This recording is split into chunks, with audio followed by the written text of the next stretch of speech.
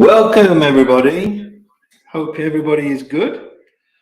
So today I'm doing a rebuild of a 3155 Rolex, which is the day-date model, which you find in the Rolex day-date.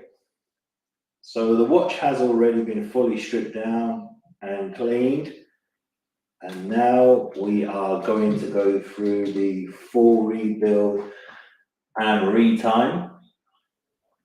So as you can see, I have two cameras, and one is a top camera, which hopefully is going to show in much better detail the movement. So it's just something I'm testing. I chose to test it today on this particular Rolex 3155 caliber, and also the side camera as well. So you've got 2 points, 2 views, two cameras. So you can be able to see what I will be doing. So as mentioned previously, I've already stripped down the movement. It's gone through the cleaning process. And now I'm going to do a full rebuild and service of the movement live. No pressure. And we'll take it from there, see how it goes. It's a fantastic caliber, the 3155. Base plate of the 3155 is the 3130.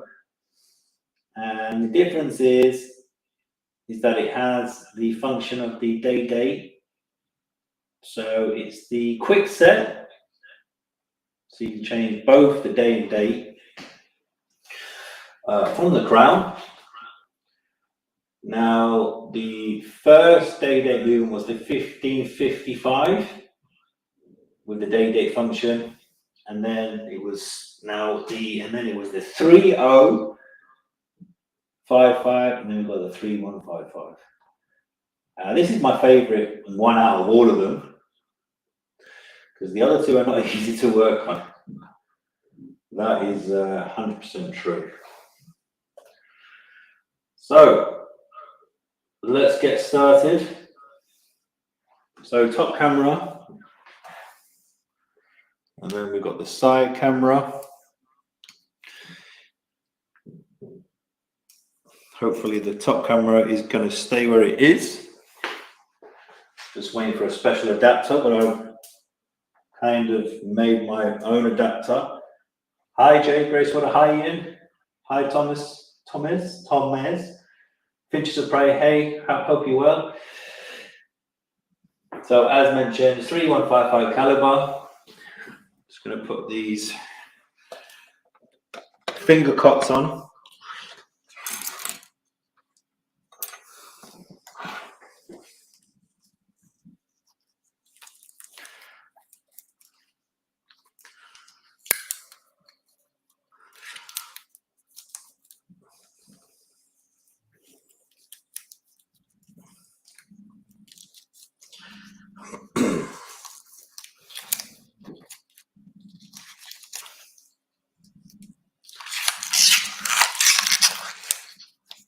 Use these finger cots so the acid on the fingers don't touch the movement.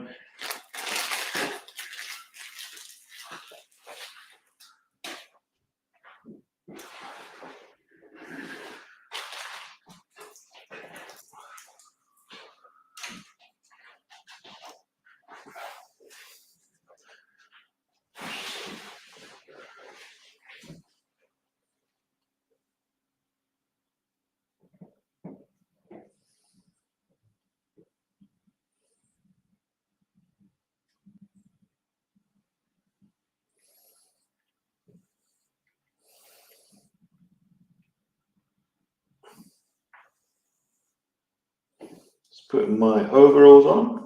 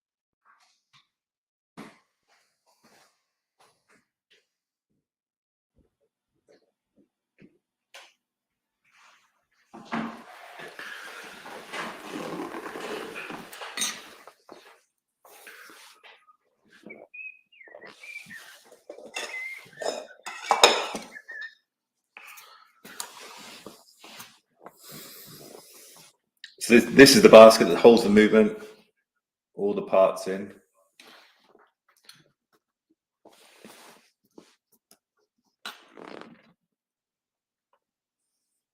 See if we can move this camera a bit.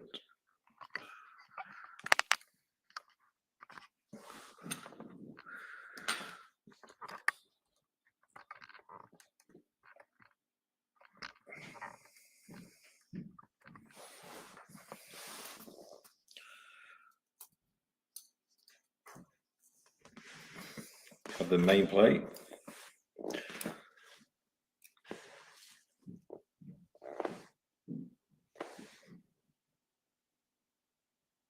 You see how it's all nicely finished.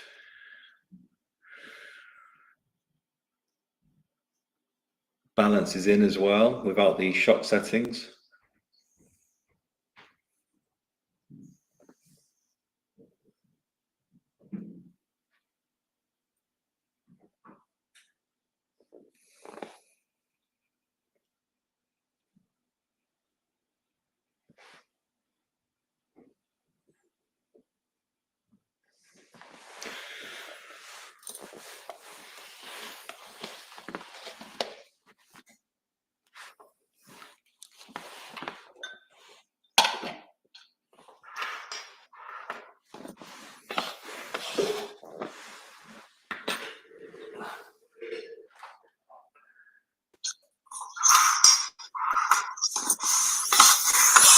Hi, Alex.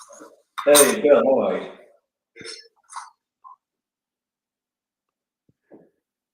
Yeah, good. Nice setup. Yeah, I been doing a bit of experimenting. Been doing a bit of trying to probably this way.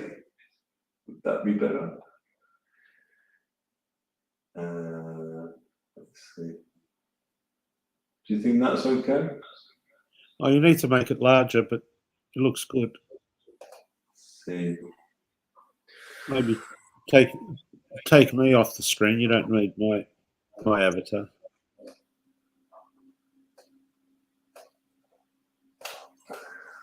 How do I take you off the screen? Wait a minute. You had me off the screen yesterday.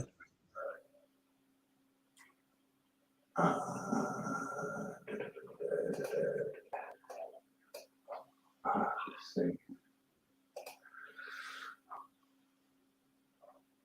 I think you put make one of them full screen and the other two drop off.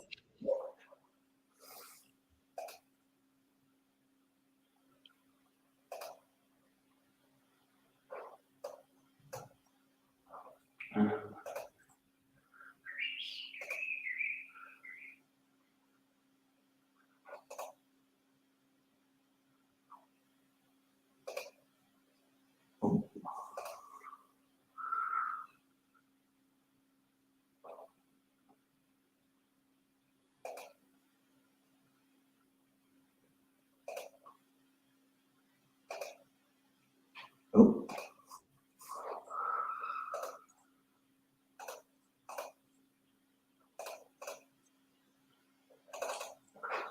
That's it. You made me big screen, but you do that with the one of the cameras. Yeah, look, I mean, I can do that. But then how do I get the other camera on? And that's two, but it shows you there.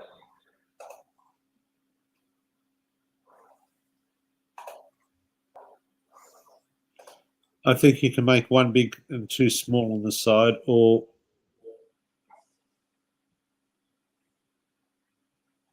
drop me off completely and see what happens. Yeah, but I can't hear you then. And then you can play around with it. And what, so.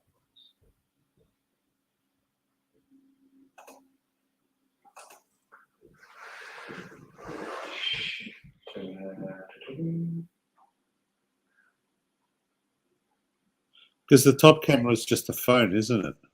Yeah. Yeah, and I think because sometimes, depending on how you rotate the phone, will determine the image, doesn't it? It's either full screen or just project long ways. That I think that's projected long ways, which means the side parts are all black anyway.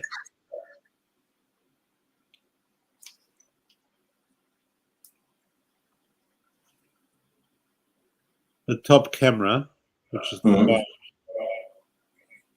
one I'm moving. If you write, I think maybe the way it comes up on StreamYard.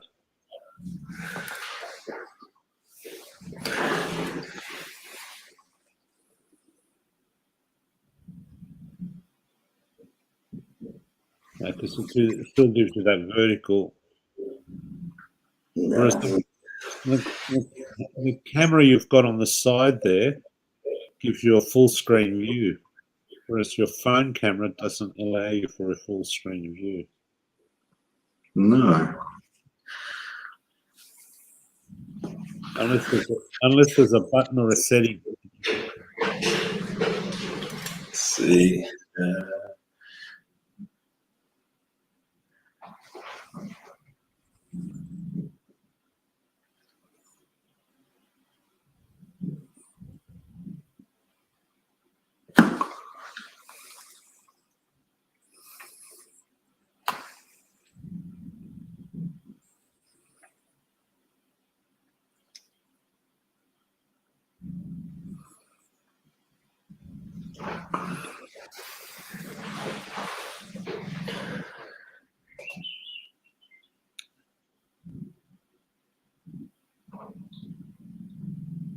I think that's all right, for now.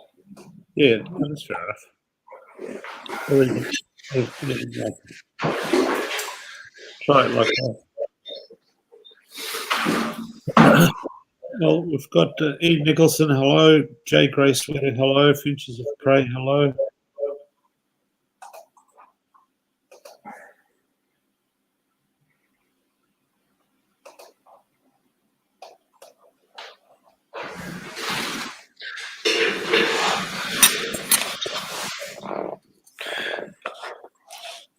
Just going to put all the bits in this basket. Sorry, take the bits out of the basket into this little container.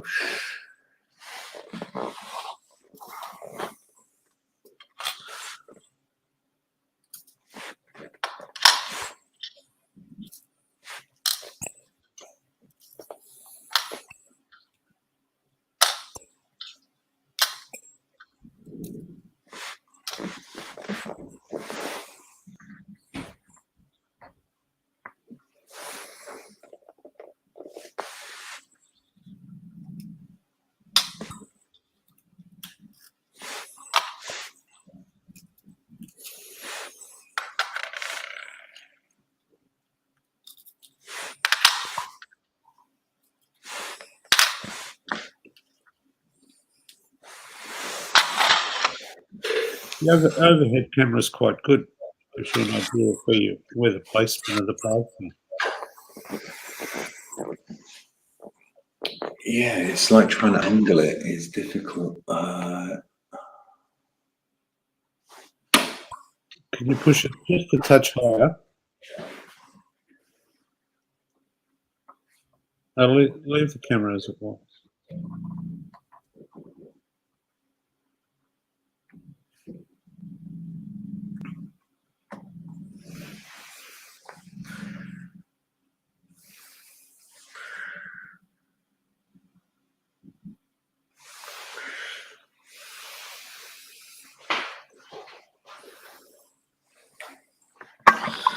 I'm going to adjust this one here.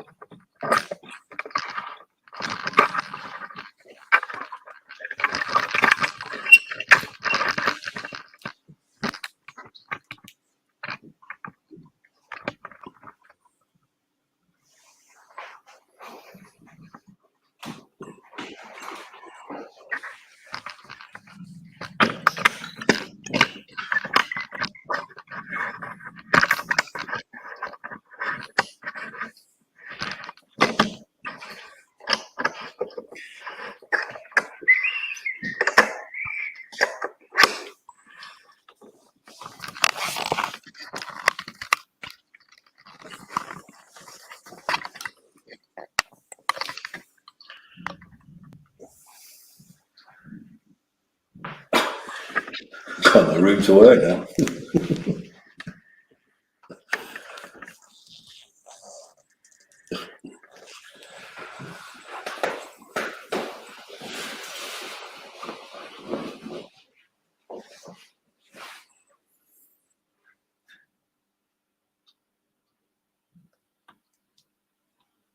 Now we've got the same image twice.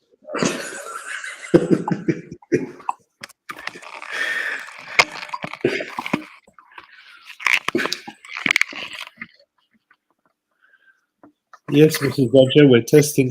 Alex is trying.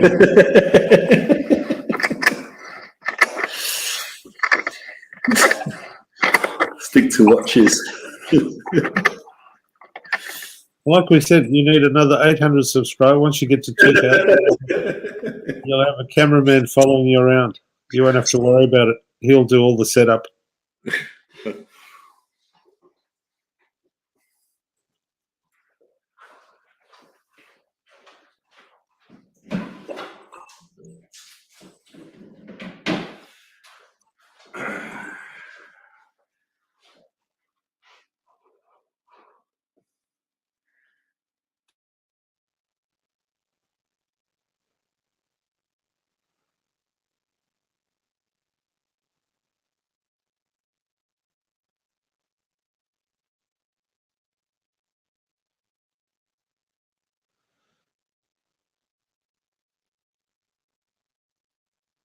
Mrs. Dodger is Mr. Dodger sleeping again. This is almost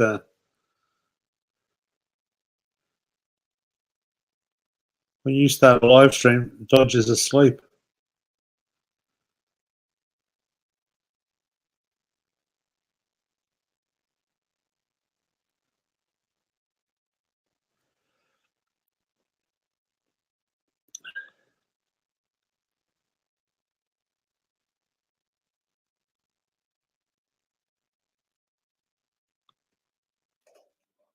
Right, so.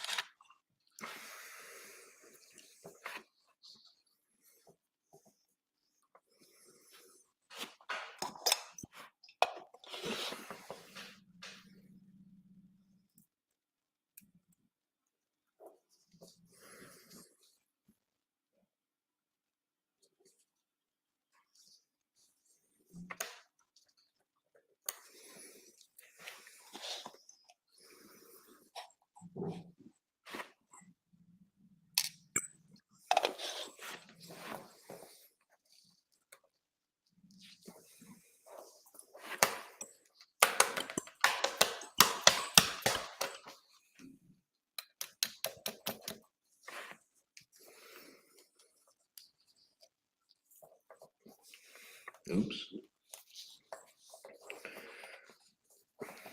Those baskets are in very tight. Yeah, I've pushed them in a bit. There we go.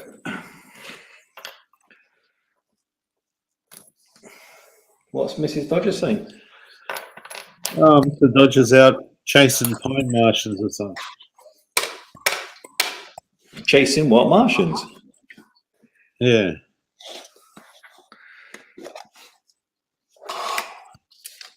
Pine Martian.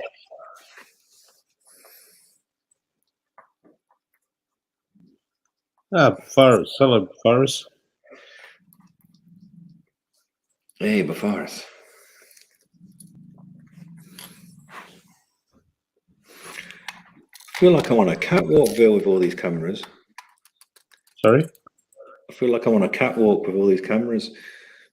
Oh, you need the music as well.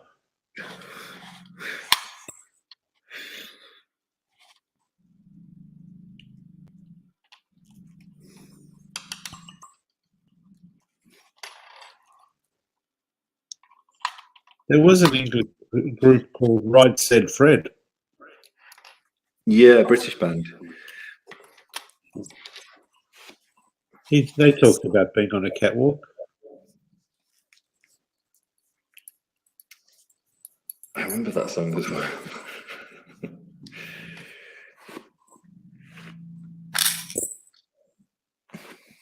I'm not sure where all these parts go, Bill. Can you help me? Yep. Some people would put them in a plastic bag and send them back to the owner. Yep, that's true.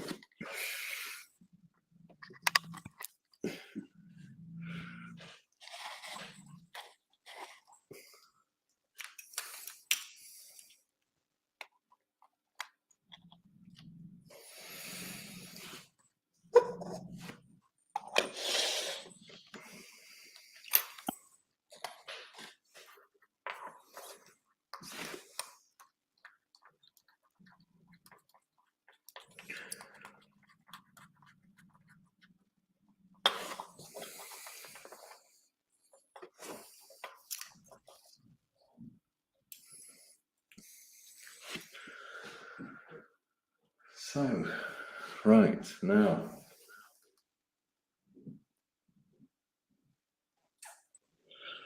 Do you think Mrs. Dodger would have walked the catwalk when she was younger? I'm sure she did. I'm sure she did. What do you think? Oh, I think so. Because she said, "Not me, right," said Fred.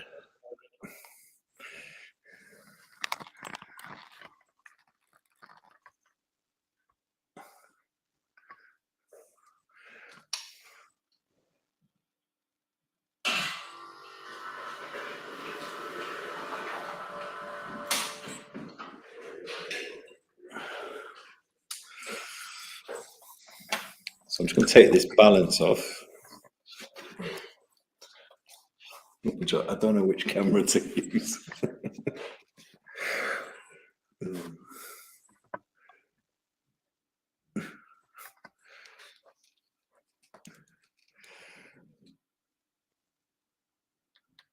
Bill, I think I need to go to school of filming.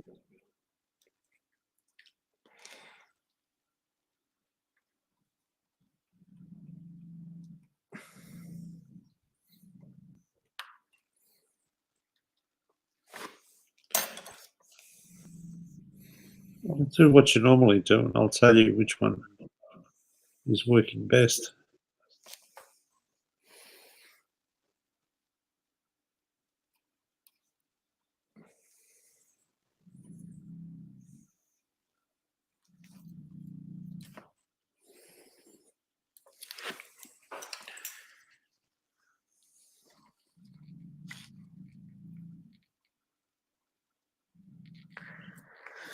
Okay, so when you do the cleaning, you actually leave that in. Yeah, so you always put the balance cock in. Because if you don't, so if you leave the balance, so imagine if you put it in the cleaner like this, the spring will just get damaged, the balance spring will get damaged. So you need to put it back in its place. You don't have to put the shock settings in, but as long as it sits you in its correct position, Yeah. it won't get damaged. And as long as you don't put it on a high frequency, as in, when the baskets are turning. But then on vintage watches, you've got to be careful of the pivots because they can snap. The balance pivots can snap.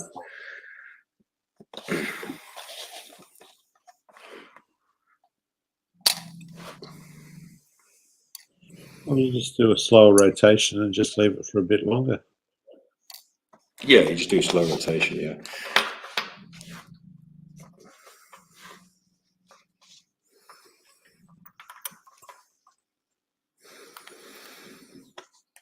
So this is called the dial side. So when I flip it over, this is the dial side.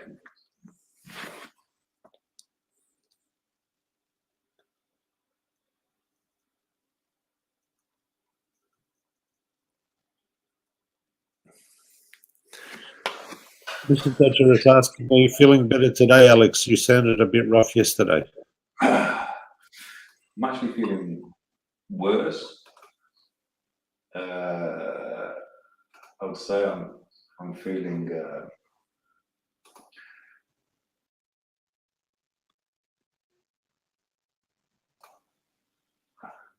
Can you see? Can you hear me? Yep. So yeah, I'm actually feeling worse.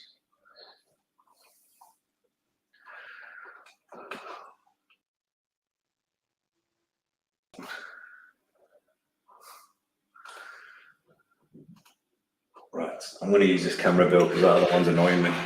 Yep. I think I need to go to a school of filmography. What do you think?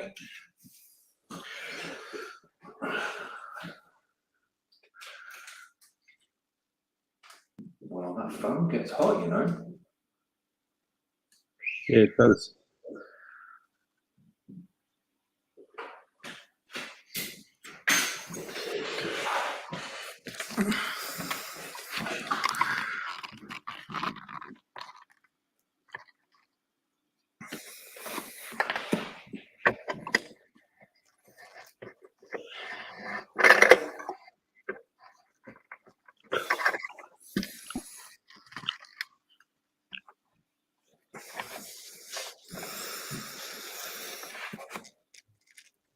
Right, so I'm going to grease the keyless work, which you've probably seen me do quite a few times.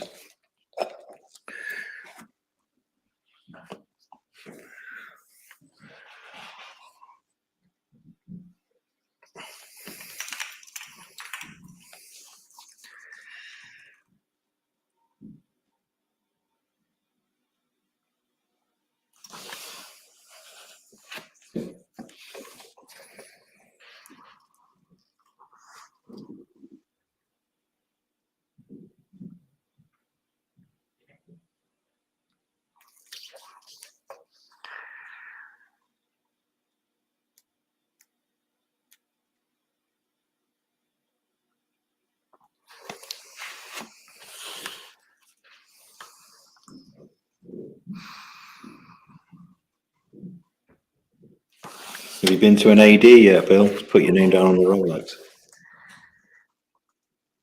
No, not yet.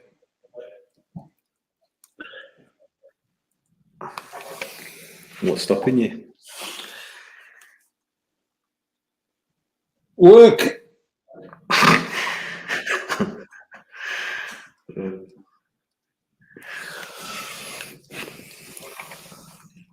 And going into the city, into town. It's not. It's easy, but parking is they've made parking very difficult now. What, on purpose? Oh no, as the population increases, you know, there's less and less, fewer and fewer parking spaces. And the other thing they've done, and I'm sure they've done that in England, they've taken up a lot of the roads with bicycle lanes. Oh yeah, they've done that in the UK. It's really annoying, isn't it? Yeah, bicycle lanes.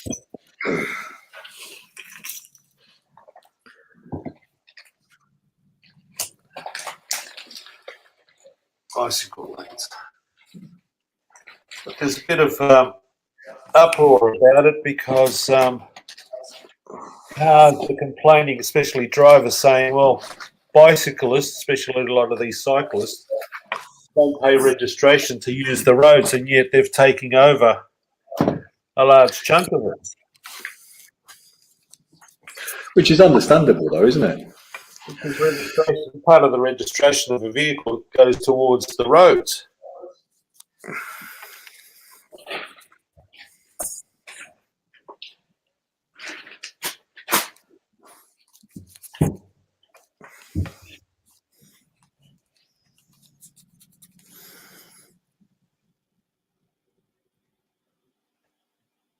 That's right, it is understandable.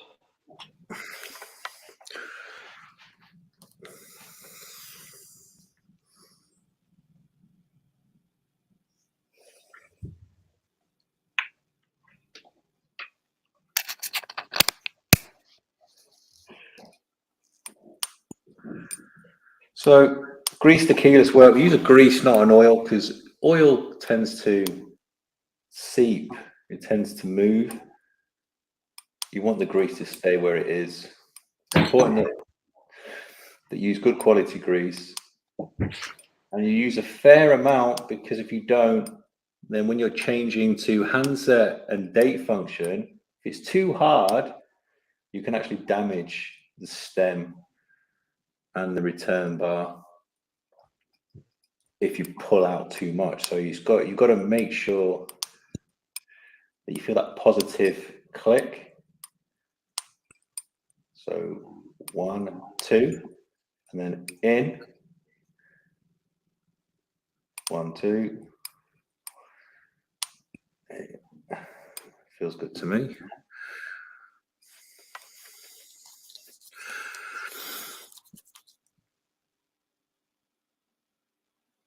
I'm just using the Rodico to just clean up any excess grease.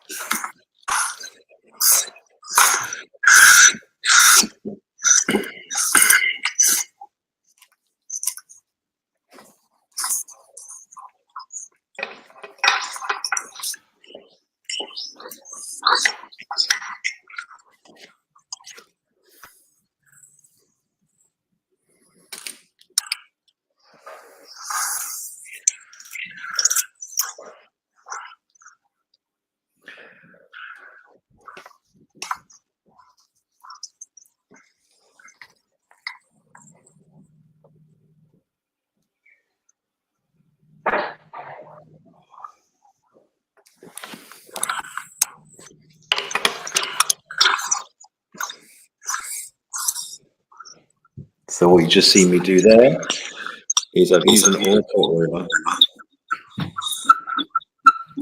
to oil the escape wheel outside of it.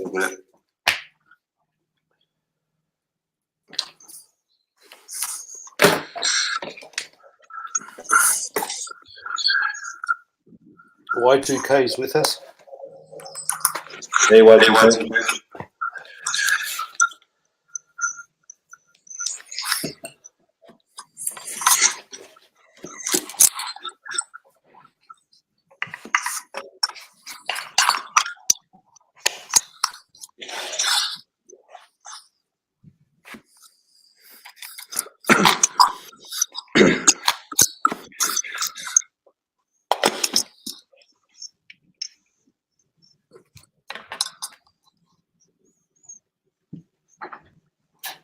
So once again, I'll be using this auto oiler for the escape wheel pivot jewel. So as long as there's a nice blob of oil, I mean nice circular oil in the actual shock setting for the escape wheel. It's like 2/3 of the diameter. Yeah, and it eliminates guesswork too, doesn't it? Yes.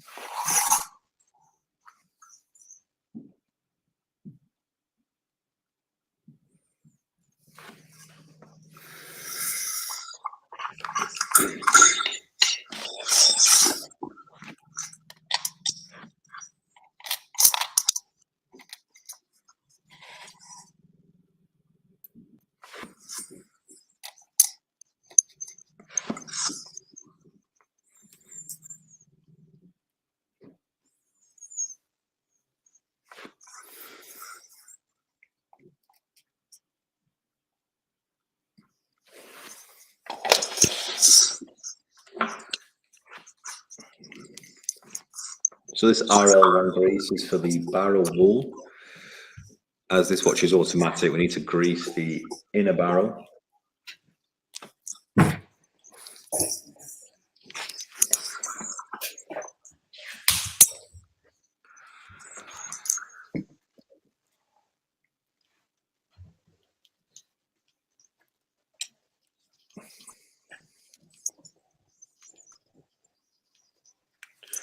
Got some perfume for the missus yesterday, but Oh, good. Tom Ford.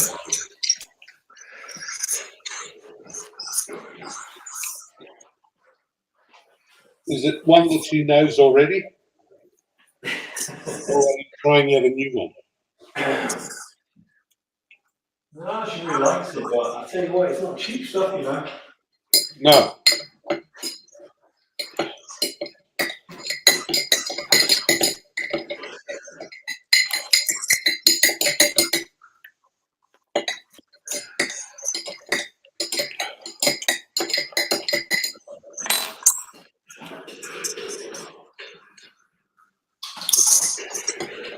Thomas is here as well. Hey, Dee's here as well. Yes, Dee.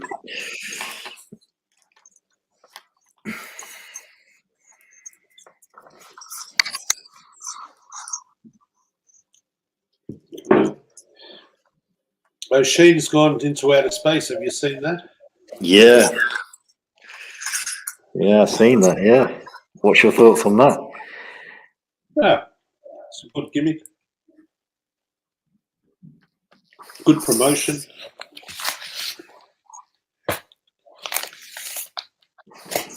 I just when I watched it, I couldn't read the time on the watch. I thought they set off at 6 in the morning, but then towards the end of the video, it said it was a 2.5 hour trip. I thought, oh, okay. So I was misreading what was saying because the camera was on the watch. All those flat earthers won't be happy, Bill.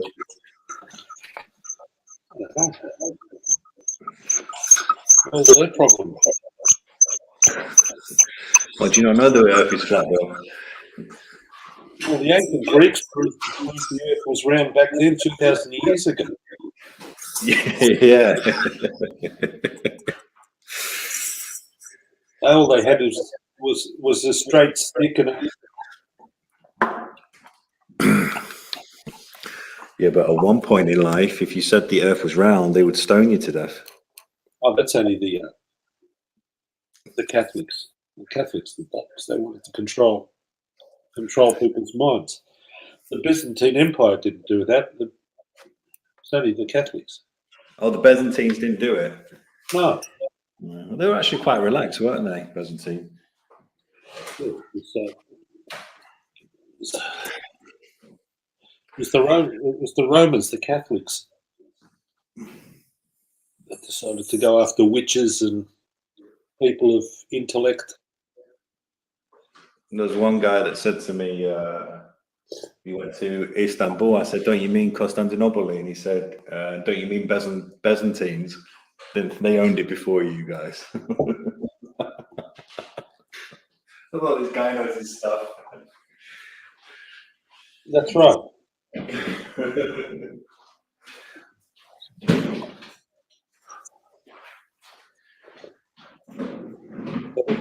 But they were Greek anyway. They spoke Greek. They did, didn't they? Yeah.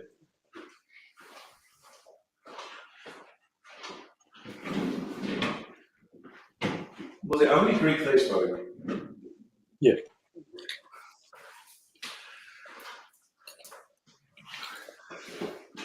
Oh, I'm sure there were people that spoke Latin because they would have to communicate with the with others, but predominantly, yeah, they spoke. They spoke.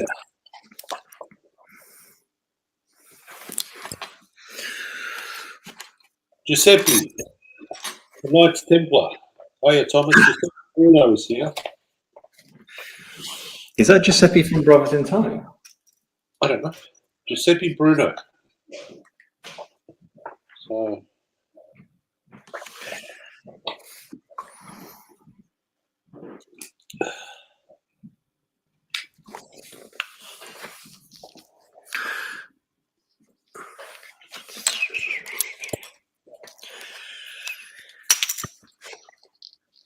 So are they giving away that Omega that O'Shane went to space? But Well, O'Shea's not involved in it. They just used his bit of his stuff, bit of his footage from his show to explain outer space.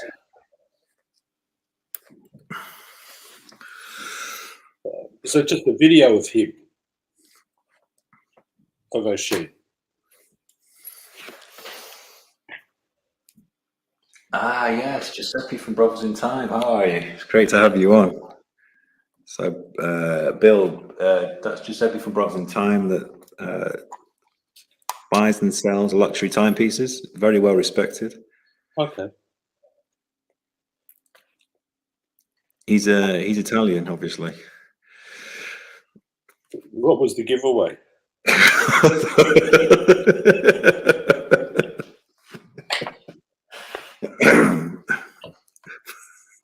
It's difficult these days. That's right.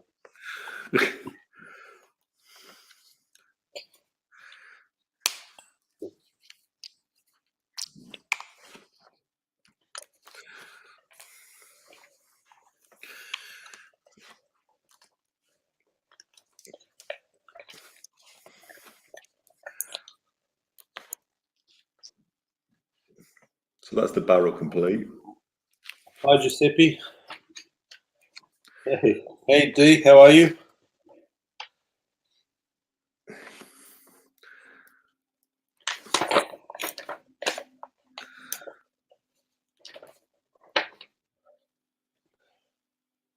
Is that gold? It's not actually gold. It's just like a gold color, but it's not actual gold. Brass. It's like a brass, yeah. I don't think it's base plate. It's actually brass. Just checking the end shake. So put it between my tweezers like this. And then I want to just grab the barrel and then move my tweezers up and down. If I can feel, you can see slight bit of motion, which is what I'm looking for, which is good.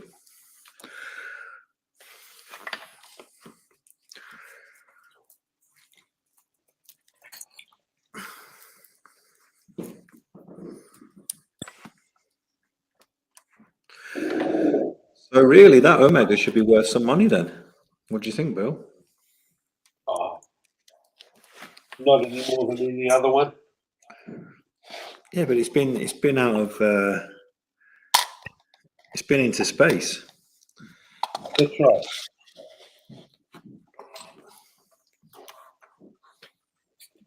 But often when they go into outer space, it's a combination of the watch and the person that was wearing it.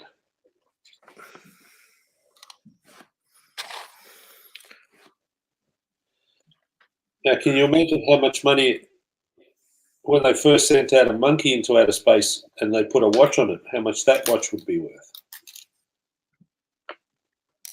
As What, opposed the monkey or the watch? to, the monkey wouldn't be around now, but the watch.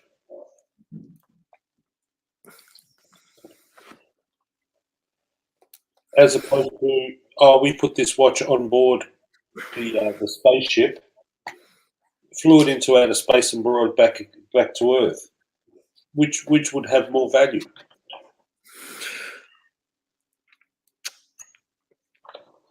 Well, the watch, wouldn't it?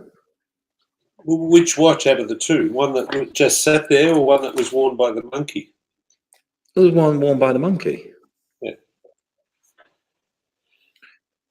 And this is the same thing here, the same scenario. You know, it wasn't worn by anyone. It was just flown in a balloon up to a certain height and then brought back down. Well, it's important, it's significant, but I don't think it's. But then again, I wouldn't be great dealers would be broke if they relied on me.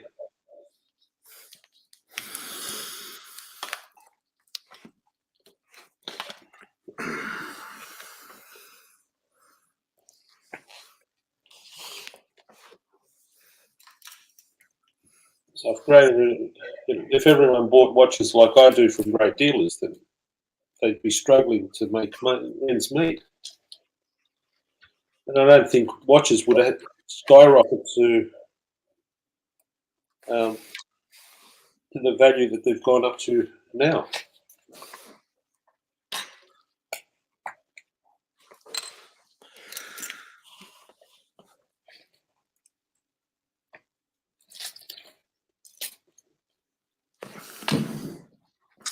Do you know, Bill, I have an idea. I was going to say, don't you think the hype is, like you said, we said it the other night, when, how does it go? When the shoe shine boy, and I think that's what was happening with the watches. Every man and his dog knew about Rolex watches and what a good investment they were. Well, it's funny because I went for some lunch about a couple of hours ago, and there was a couple, and they were having quite a heated discussion. And the girl, there was a girl sat with this guy, and she was saying, "Oh, I couldn't." They sat me right next to them, so I couldn't help. It's just they're just talking quite loud. Oh, I can't believe she's left him, and she's left her Rolex watch with him. Do you know how much those Rolexes are worth now? I was just sat there listening. Here we go. So what was important, the fact that she left, or that she left the watches behind? Apparently a friend was in debt, so she needed the Rolex. So the watch was more important than the boyfriend kept on interrupting Bill, so I couldn't quite get the whole gist of the story. I wanted to say, just be quiet for a minute, please. I'm trying to listen here. That's right. Shut up. Let us speak. Stop interrupting.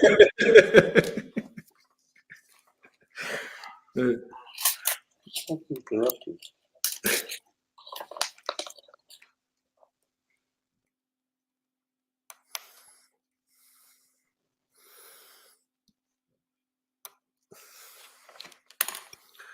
Yeah, that's right, Thomas. Thomas was just explaining that it was the Fine Watch Club that got O'Sheen to do a video clip that they played. Well, I actually commented on that and said, like, how original and how positive, because I think with the situation that's happened, I think O'Sheen could do with some positive vibes. Yeah, no, I think it was good. No, I think it's a good good advertising, good selling point. All of those things.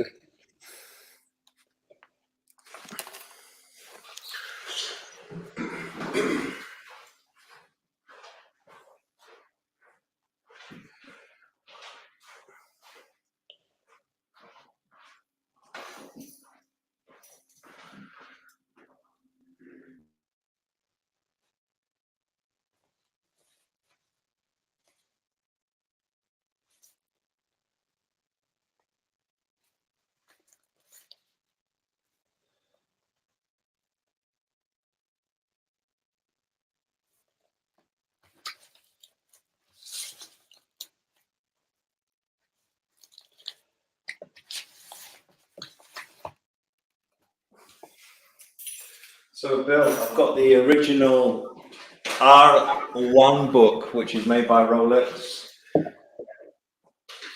And I'm going to go through each and every part, what it's called.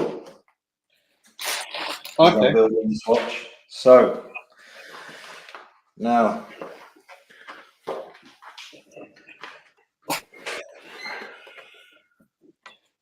Do Rolex have different names to the parts?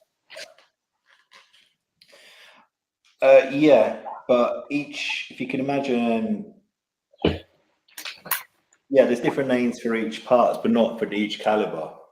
Do you know what I mean? Yeah. So we've got the main plate here. This is the, so I'm not putting it in the camera. main plate, as mentioned before. Base plate, main plate, same thing really. Then you've got the winding bridge.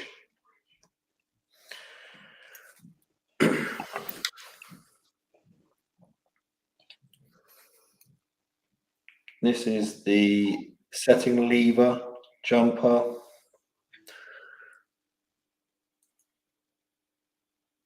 And then you have the yoke, which is, you probably can't really see me pointing, it's quite difficult to see. This part here, won't zoom in close. Then you've got the stem, you've got the crown.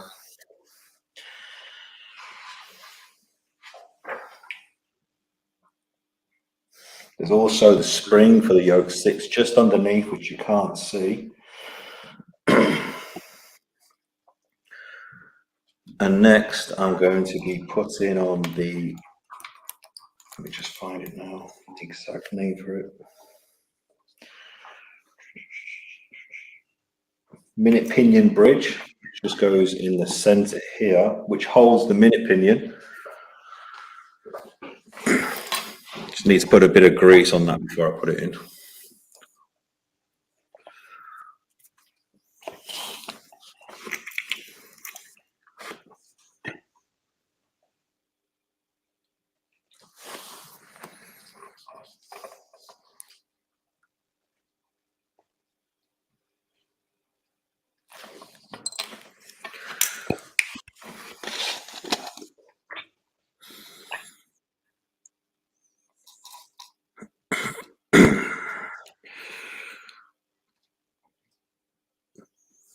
Where are you hiding? There you are.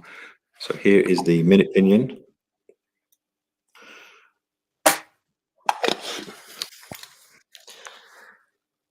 So these minute pinions can tend to show quite a bit of signs of wear. This one's nice and clean.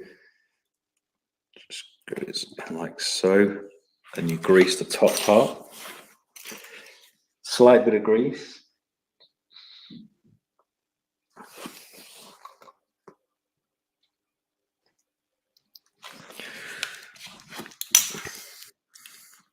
Small bridge that holds it in place.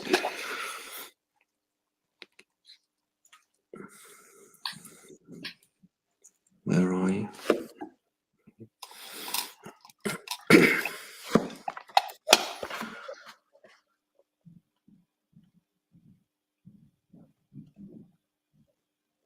Oh, we've got Shambhabasha. Tweezer wielding lunatic. What a name, Bill. Yes.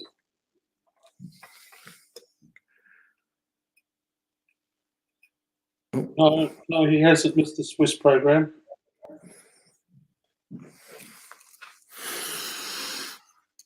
And we've got the two screws, tiny little screws that hold the bridge in place. There's two. Make sure you don't forget there's two, because there was a time when I forgot to put one in, so you have to strip it all down again. So one.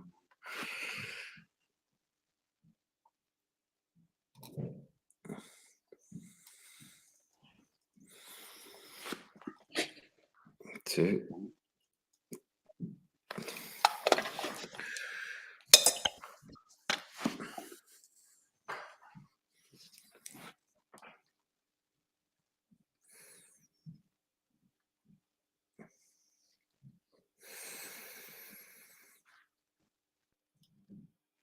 Now, not all watchmakers build a watch exactly the same way. Some have start from other, how can I say, not everyone does it exactly the same way.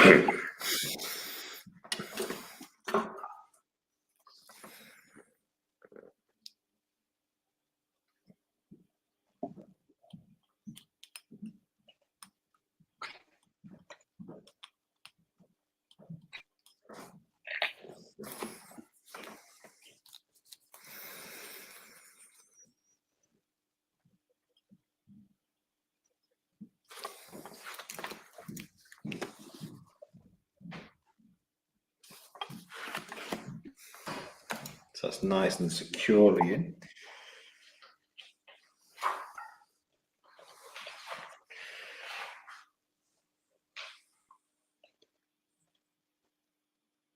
So now we're going to place the third wheel, second wheel, escape wheel, and great wheel in.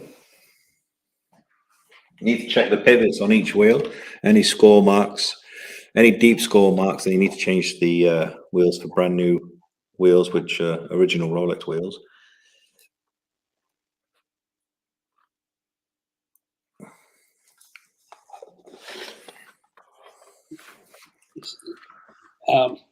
Shamba Besha said, when can we super chat? 8. When can you super chat? Oh, that's a good question.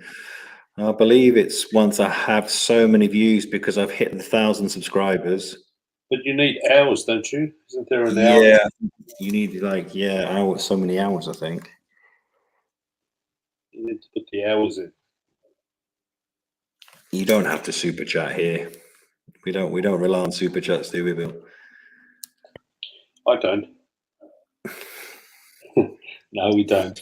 I'm only joking.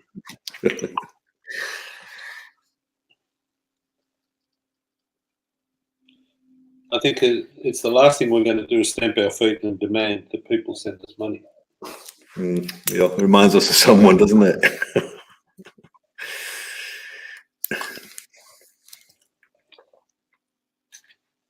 No, that's right.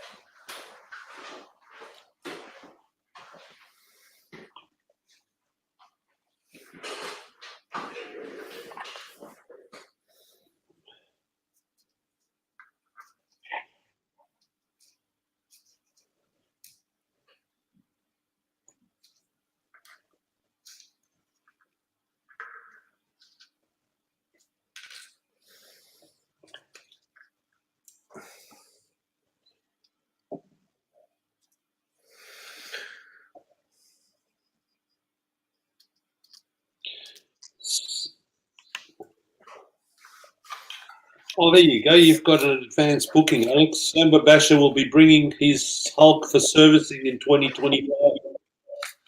Oh, okay. It's not that many years then, Chamba. But I appreciate it.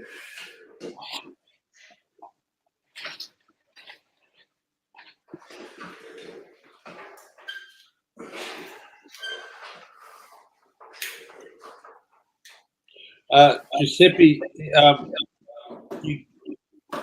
you won't be able to super chat until Alex gets the hours up. Even if you wanted to, you can't at the moment. He needs, and then after you've done the hours, you need to put an application, I think. Yeah, that's right. It's a long process. You've got to put in a request, so it'll be a while before that happens, Samba.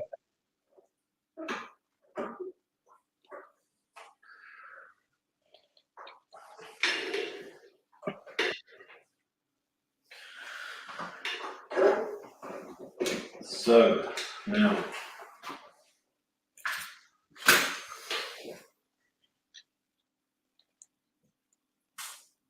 I've noticed that the great wheel has some wear in it, and I have a spare great wheel, so I'll be replacing that. And what does that wheel do?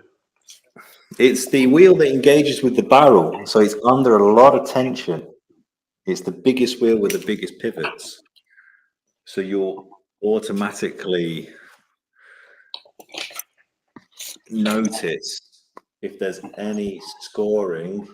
Oh, go on, I'm holding this eyeglass and doing this at the same time. Let me see if I can zoom. You see that? That's the new one. It's the new great wheel. So you can see the size of the leaves. The leaves are the part, we call them, well, I call them leaves. So they are also known as leaves. Real blocky part. Then you've got the teeth. Then you've got the pivots. So this is the new wheel, and the old wheel, I'll be surprised if you can see the wear on it. This is the old wheel, but it's got score marks on the pivots, which can reduce the amplitude. So I'm going to replace that. A lot of watchmakers will leave it as it is because in their eyes it's not that bad, but because the watch is coming for a service, who's to say that that's not going to fail in 12 months? No, that's right.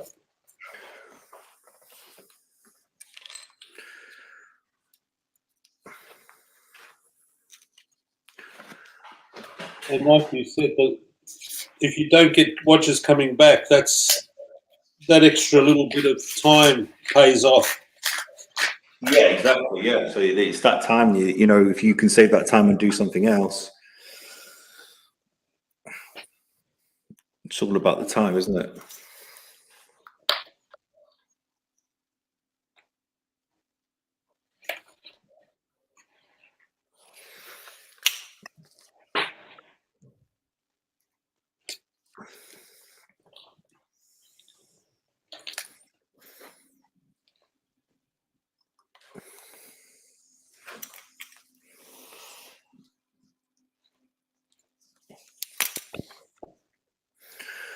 So when I was studying the WASTEP, Antoine Simonin, who was the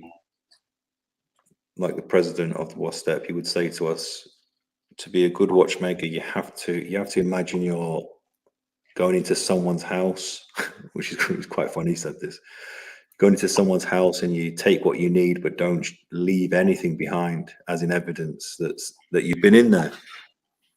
Basically, you've got to be as clean as possible and not show any marks of any sort. Yeah. Or any dirt.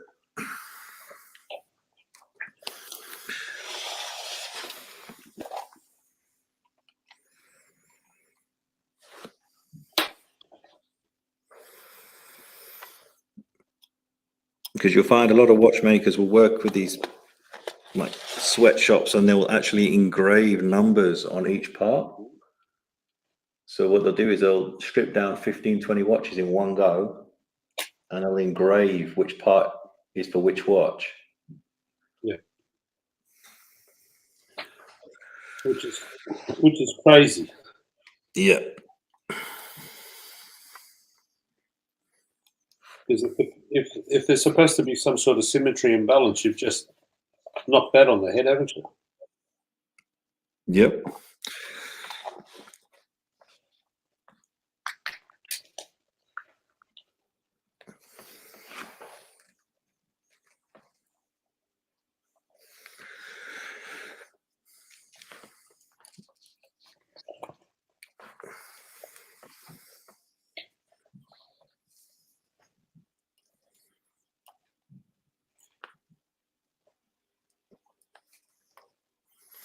So before I screw down the train bridge, I've got to make sure that the train wheels are in their pivots, because if you don't, then you can snap the pivots.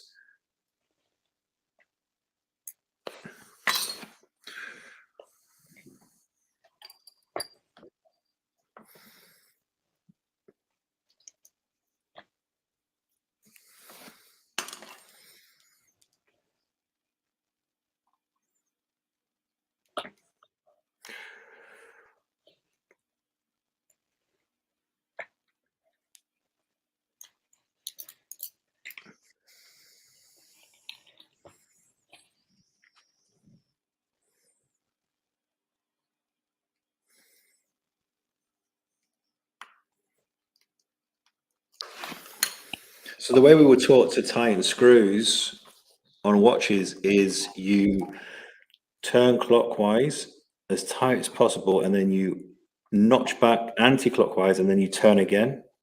So you go clockwise, tight as possible, then you notch back anti-clockwise, and then clockwise as hard as not hard as you can. You don't want to snap the screw head, but you want to make sure that each screw is tight, especially movement plate screws, because they tend to hold a lot of tension, and if they come loose, then that will go into the balance. That screw will go into the balance and stop the watch.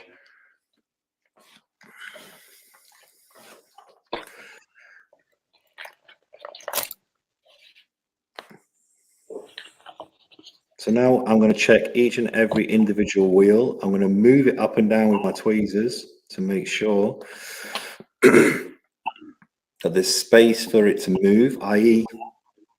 for it to spin. Because if it's too tight, then you won't get a true flow through the train bridge. If it's too loose, then you get inaccurate timekeeping and amplitude.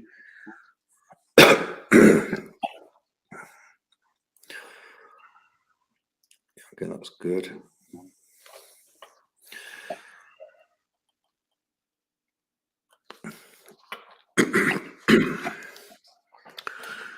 Did I tell you about the builder that tried to service his own Rolex, Bill? The what? Sorry? Yeah, he just had a builder, as in a builder that actually builds houses. Yeah. He rang me up asking for a mainspring, and he explained to me what the mainspring was. And I said, "Are you a watchmaker?" He goes, "No, I've just been following it on YouTube." I figured I could do it. It looks easy. Yeah, but the problem was he damaged the hairspring. He got mainspring and hairspring mixed up.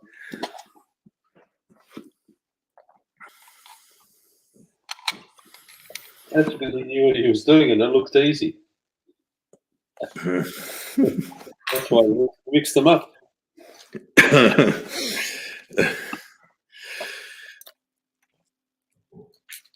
So this part is the barrel bridge. I'm just going to place just over before I oil the arbor. Now I oil the arbor before I put the barrel bridge on, because then I get a nice neat flow of oil, because there is very, very tight between the barrel arbor and the actual jewel itself. But I'm just going to place one screw in first, and then I'm going to lift up the arbor to see once again if there's end shake for the barrel.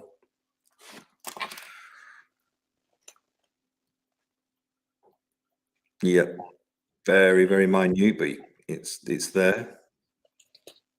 So I can feel that.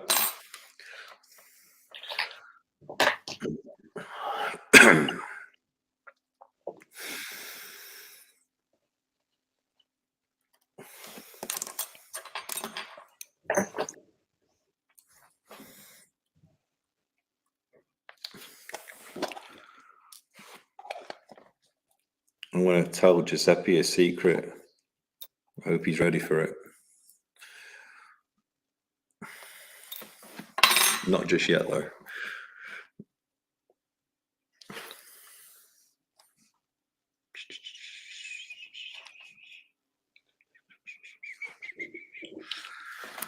That's right.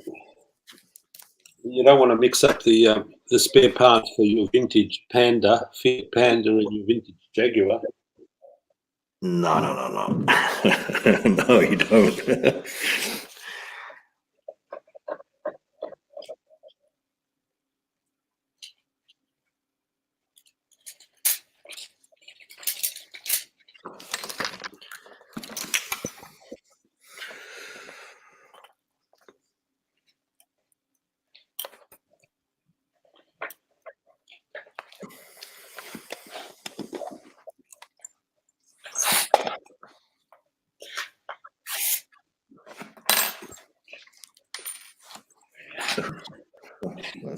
That's not good.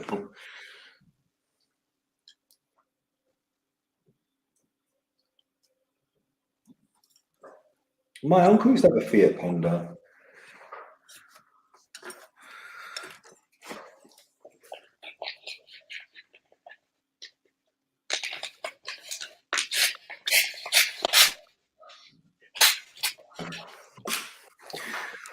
You know, the funny thing is, I was looking at hiring a car when I go to Greece.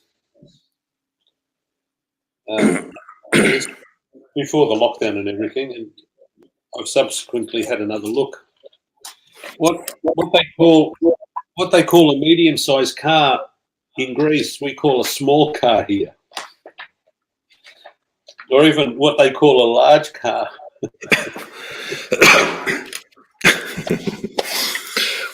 So is a Panda a medium-sized car over there? Panda's a tiny car. No one wants it. Yeah, but what do they class it as? Oh, in Greece, large.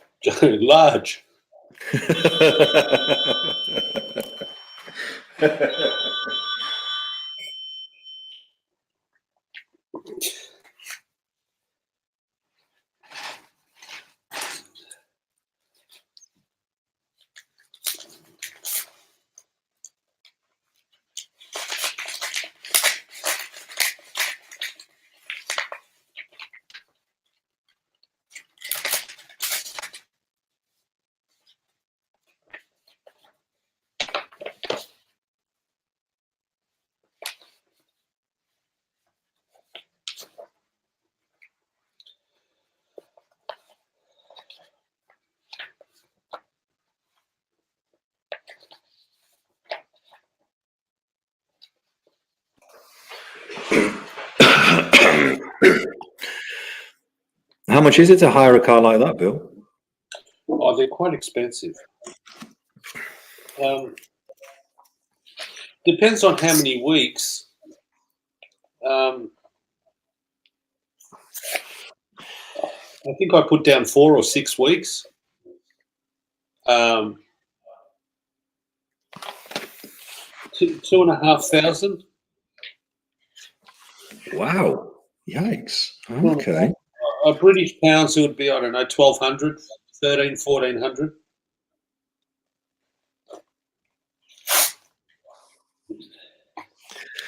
The last time I went, it was many years ago, and I hired a car for 4 weeks. It was $600,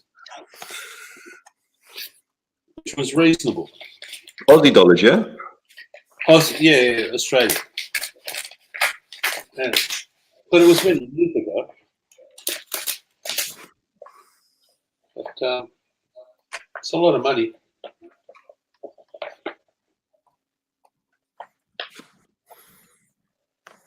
But because we live in northern Greece, you've got to either take public transport up there or hire a car to drive up.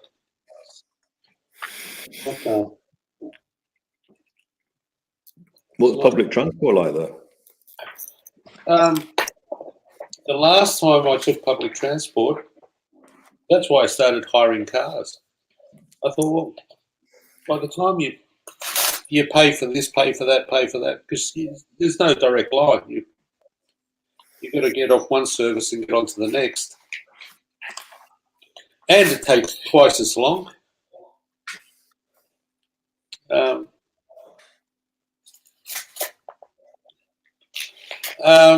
It was equal to your petrol, the petrol that you would spend.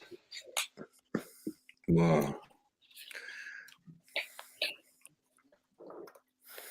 And a bit of the hire as well. I didn't do a direct comparison, but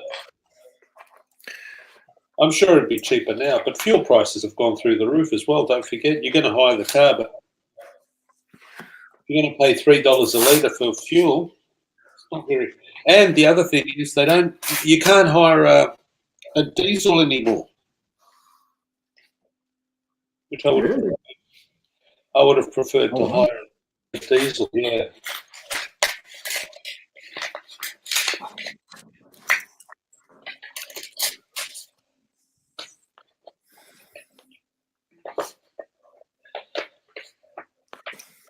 Why would you prefer diesel? Just because it's better on fuel? You get more mileage to the tank.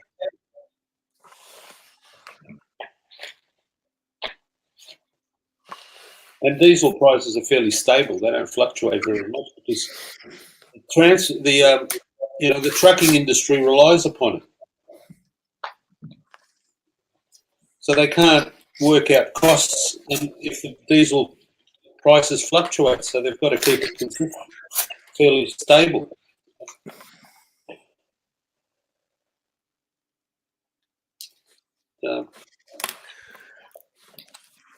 Whereas the other cars that you hire are just one litre little buzz boxes.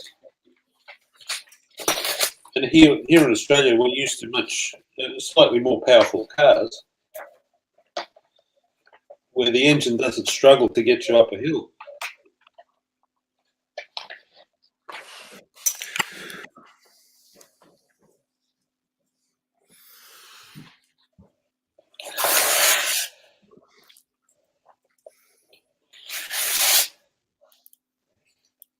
And it's a much more comfortable ride having a slightly larger car with a slightly larger motor that doesn't struggle. What are you up to, Alex? Sorry, I just hire a donkey. Jay Graceweather, good idea. We're all going to get back to donkeys once there's no fuel. Yeah, it's looking like it, isn't it? Once the oil dries up, don't worry, we'll all be on donkeys. It's so much different, isn't it? Even though they don't put a glass back on their watch cases, they still do a little bit of decorating on the plate, don't they? Yeah, much more than other manufacturers, definitely. They do make an effort.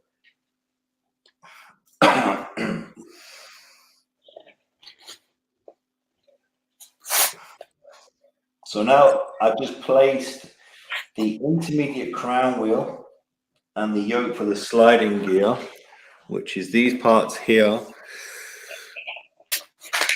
which help wind the watch. So you've got if we go through it together, click, ratchet, there you got the click, and the click spring underneath, ratchet wheel, ratchet. And then you have the intermediate crown wheel and the screw that holds it, and this little yoke, or as my teacher used to call it, the wigwam. So you just want to feel nice and smooth when you're, as if you're winding the watch. The pallet's not in, so the train wheels are spinning. Yeah, and you've tested that they spin freely. Yes. What, as in the mainspring in the barrel?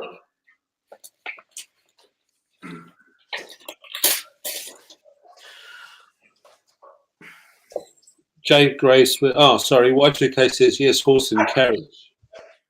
Yes, Y2K, yes, I mean rental car. When I say hire a car, I'm not renting.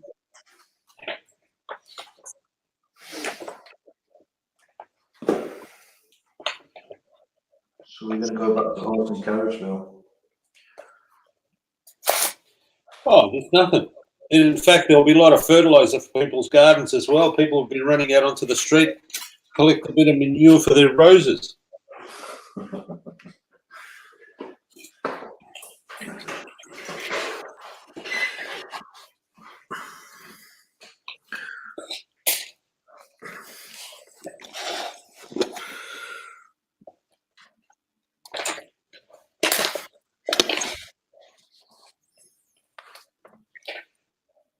Pallet.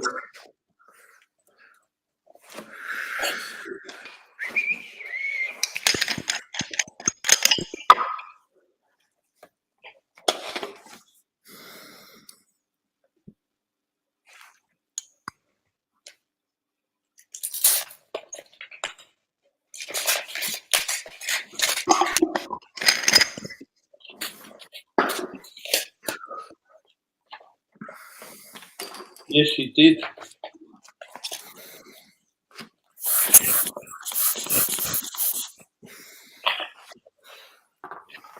And poor old Prince Andrew was sitting by the side saying, "I wish I could ride on Mummy's carriage." Yeah, he's been excluded, hasn't he?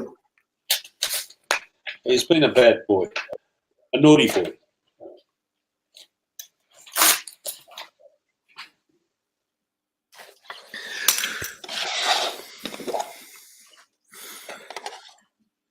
Oh, it's very expensive. Can you imagine the upkeep for the Queen to have a horse and carriage just to drag her down the street once or twice a year?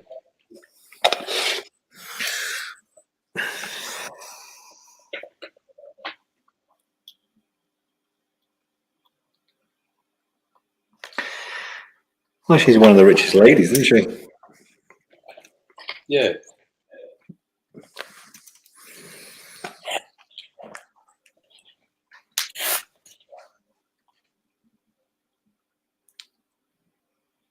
You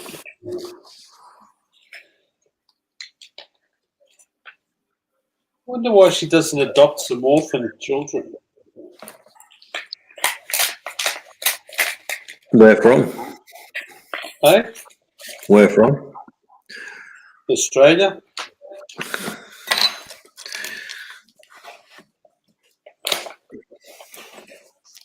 Or even England? I wouldn't mind being adopted by the Queen.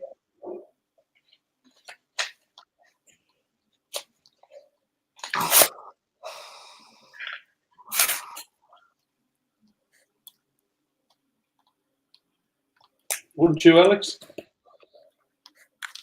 I'm just thinking about that, Bill. All right, take care. Tweezer wielding lunatic is leaving us. See you later, Tweezer, wielding lunatic. Sorry for the conversation. Craziness. Big Meech is with us. Hey, Big Meech. Hey, Big Meech.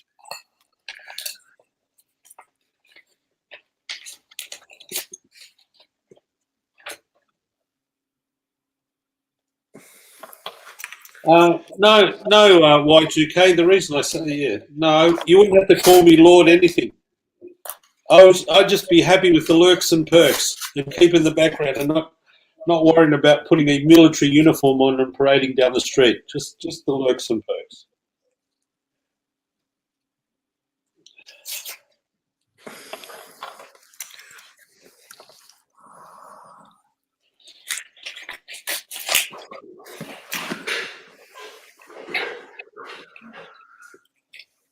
Oh, there you go. There's a question, Alex. Alex? Oh, yeah, I can see that question. What if you were contracted to fix all the clocks? Well, you'd need to hire a few people. I think you'd be asking Y2K to come and help you, wouldn't you? My team of dedicated Wostec BHI watchmakers will be on hand for that, Bill. That's right.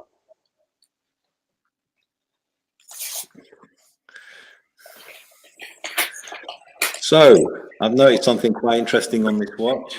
I'm going to try and draw it for you. If I can. This is my drawing skills. You ready now? Let's see.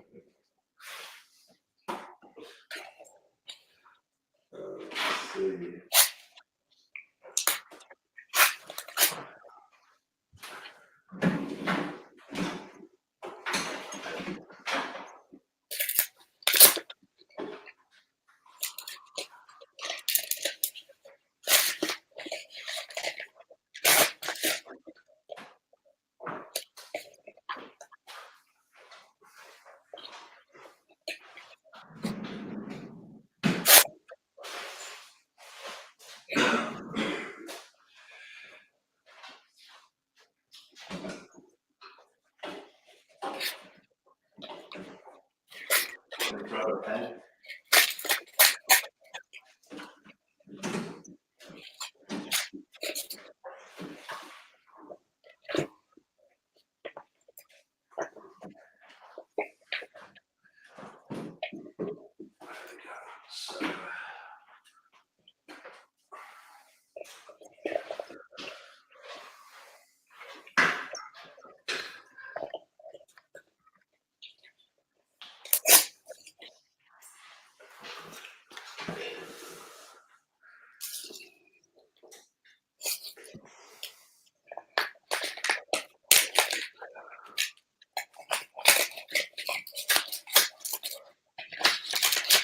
You're really practicing your skills tonight, aren't you, Alex? I am, yeah.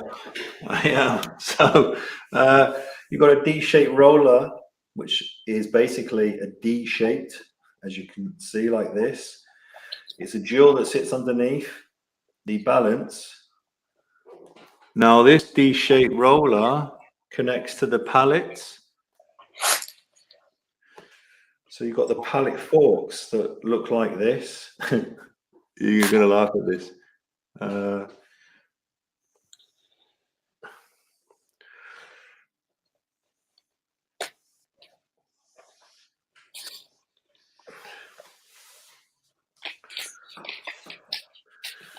So this D-shaped jewel sits underneath the balance and it connects inside this notch here. Now what's happened is it's created wear on one of the horns. Oh, yeah. Now, even if I put that back into the watch, it will still probably do 200 degrees, half wound. Once again, just the same as a great wheel, there's no point. Yeah. It doesn't make any sense coming for a service. So I'm going to replace the pallets with another set of pallets, original set pallets. The horns are not worn.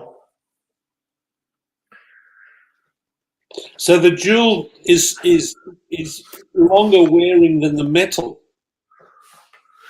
Yeah, so the sapphire. So this is made of this D-shaped jewel is made of sapphire. Yeah. And the actual pallets themselves are made of a metal. That's what I'm saying. The metal has worn out before the crystal has. That's right. Before the synthetic sapphire jewel, yeah. Wow. Now, what was interesting was there was loads of specks like this, even after the cleaning machine, and that's because of the wear on this side. Yeah. So all the debris was coming up. So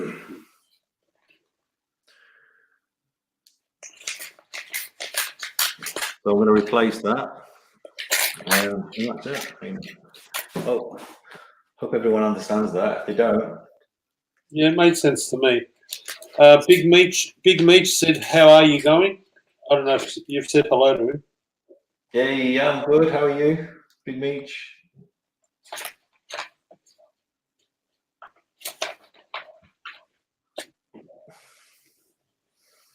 Yeah, it does make sense, Alex. But like I said, it surprised me the metal wore out before the ruby did. Yeah, well, it's no different from the pivots, you know. So you'll get like a olive-shaped jewel like this. Then you get the pivot that sticks out. Yep.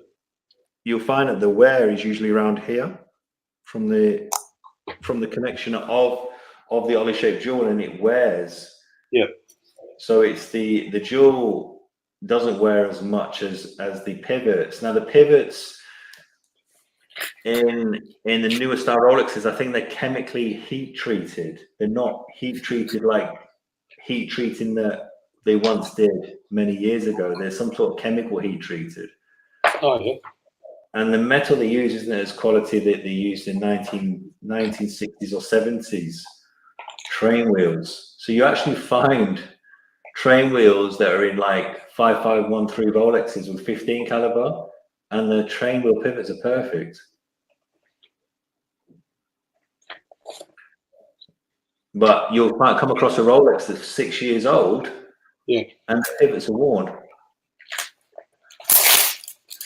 So they're using a softer metal. Yeah. Now, are they doing that on purpose?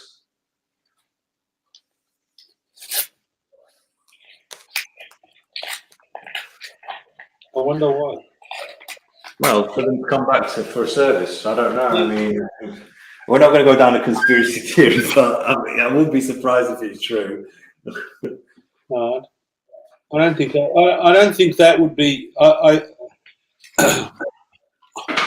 I would probably say it was a cost-saving measure that has consequences, rather than saying that they actively said, "Oh, let's do this so that they can service their watches more."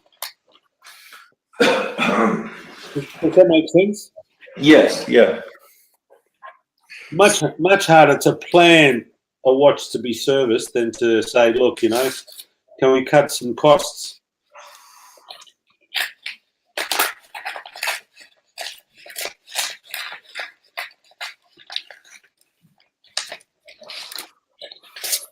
I wonder what time it is. What time is it? Where are you? Where you are now, Big Meech?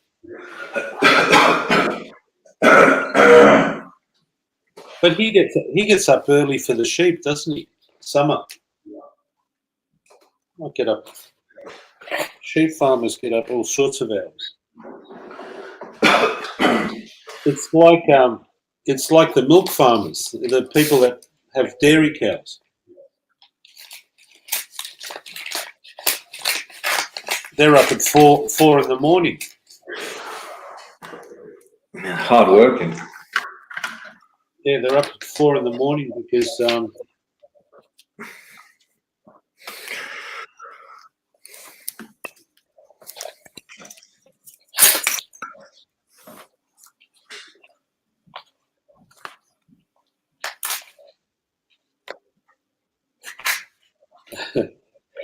planned obsolescence is not a conspiracy.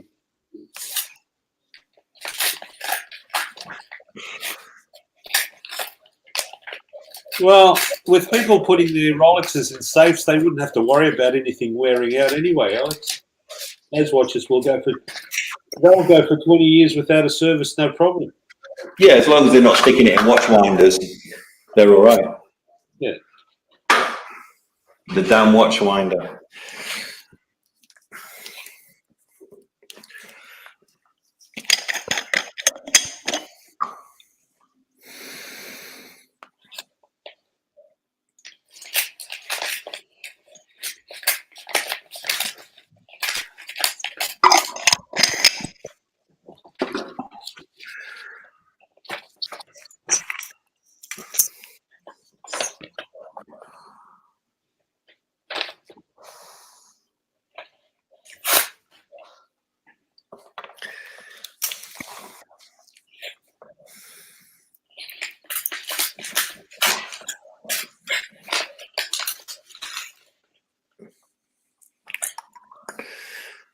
So I'm taking out the old pallets and replacing them with new ones.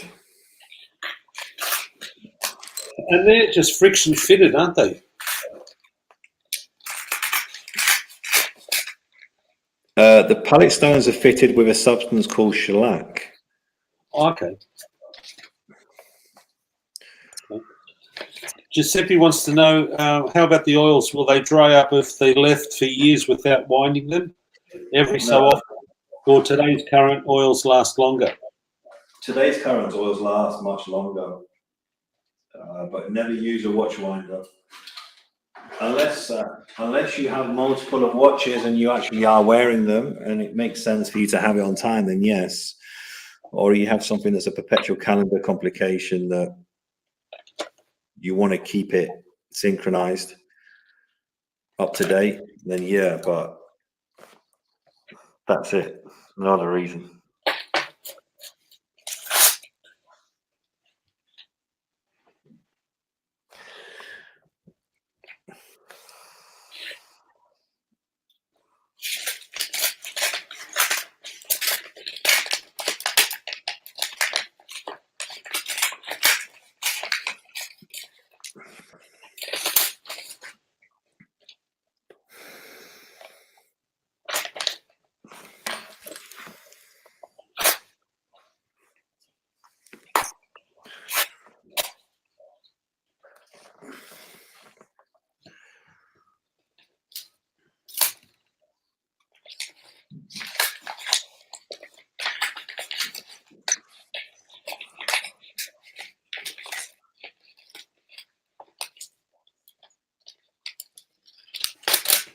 Oh. Jade was getting himself all confused, Alex. Why? Because he said that obsolescence is not a conspiracy. Now he's telling us he made a mistake. Obsolescence is a conspiracy, not a theory. Sounds very complex to me.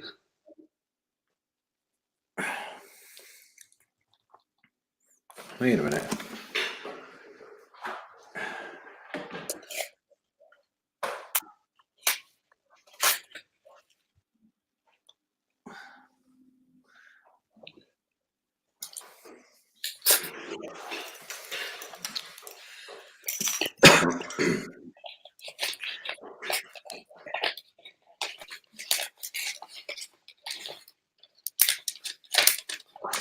Right, so the pallets are in. I'm not going to grease the pallets just yet or oil them. What I'm going to do now is I'm going to do half wind on the barrel. So I'm going to count the winds from the barrel by using the ratchet wheel screw. So I'm going to use a ratchet wheel screw to know how many winds there are on the barrel.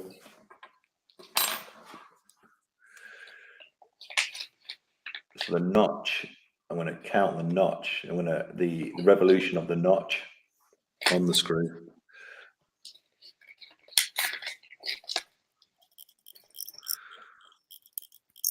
One, two,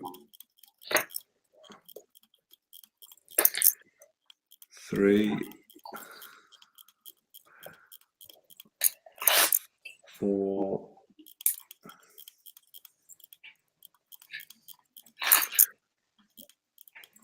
5. So I'd expect 200 degrees plus. However, that is when you've oiled the pallets or greased them and oiled the train. I'm not going to do neither. I just want to get a feel for what sort of amp it's doing now. Serge has asked you a question, Alex. A lot of Amigas he's heard go without service 10 plus years. Amiga calibers 861, 1861. How do you rate these movements? 861 and 1861. Yeah. Then that's the manual chronograph movement. Yep. Yeah, it's a fantastic movement. You can't deny that. It's great. But not servicing them for 10 years? I wouldn't advise that. Look, you can get away with a lot of things without servicing it, but there's going to be certain parts that you wouldn't have to change that will need to be changed. Yeah.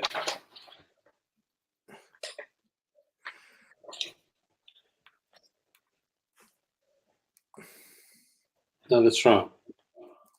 Some people believe that not even quartz watches need servicing, and that's nonsense.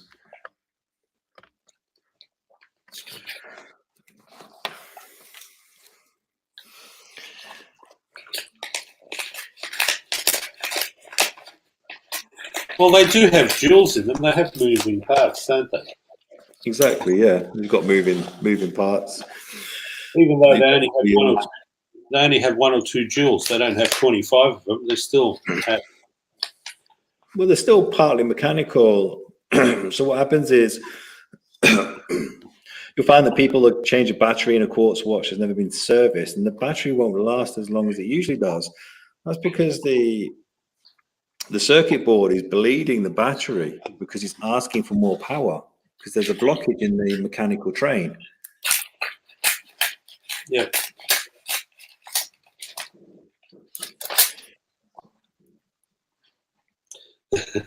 And you know what people do when that happens?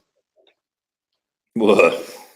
They blame the person that put the battery in. Oh, he put a dud battery in the watch and it didn't last as long as the last. Exactly. That's why I don't do it. That's why I said it needs servicing. And if you want me to fit a battery in, that's fine, but I'm not warrantying it. He gave me a dud battery. Yeah, he gave me a cheap battery. I bet you the battery's been sitting on the shelf for years. He just wanted to get rid of it. Well, what they do is they say, look, you can have one of these batteries that lasts 12 months or one the last 18 months, and it's just the same battery. Yeah.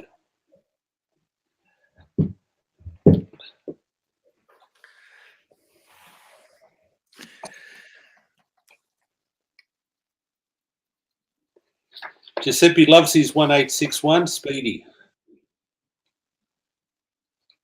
Hasn't serviced it for 5 years. It's done all right. And he said something about a Ronda quartz movement. Yeah, Ronda. Yeah, they're very reliable, Ronda. So a lot of companies used to use ETA, but they phased them out and started using Ronda. Ronda to me is cheaper, but it's a reliable movement, but it's a throwaway movement. I always think of Ronda when I hear Ronda.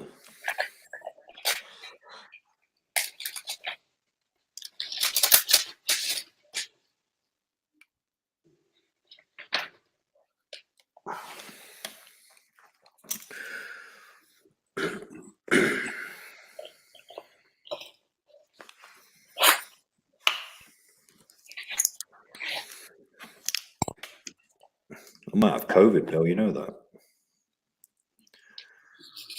Chances are it sounds like you have the symptoms.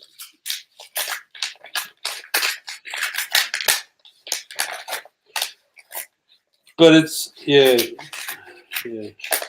It's summer there, so it'd be unlikely that you would have the flu, the seasonal flu.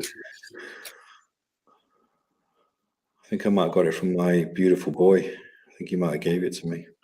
Do you think did he test positive? No, but he had like a bad cough. Yeah.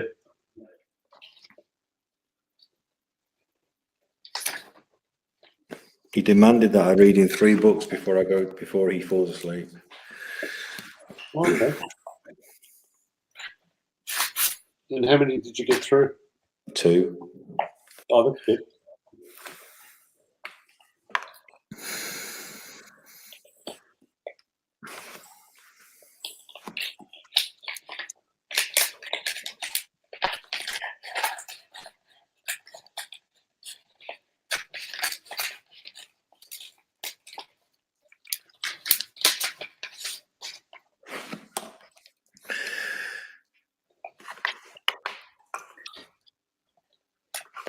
Right, so just oil the balance pivots, jewels, sorry. Get those in. Do you know what a hot toddy is? Yeah, it's an What? alcoholic hot. It's like a hot whiskey, isn't it? Well, that's what Y2K recommends. Yeah, I don't think I'll be able to put this watch together if I did that. Serge says, as a watchmaker, do you like servicing Japanese watches, or do No. movements beat them in most cases? No, I don't touch them. I'm not into the Japanese movements, unfortunately. Well, it's a matter of how many parts you can keep as well. It's like mechanics. They service a handful of cars. They don't do every single car. The people that specialise in them. Look, I just do stuff that I'm able to get access to parts. And to be honest, it's becoming more and more difficult for me to get hold of Rolex original parts. And that it may be a case where I might not be able to do them anymore.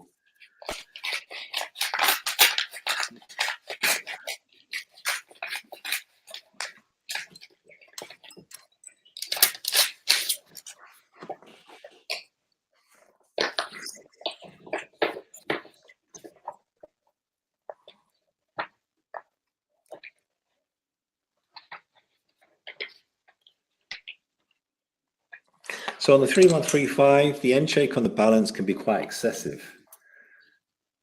It's better to be excessive on the balance end shake than tight.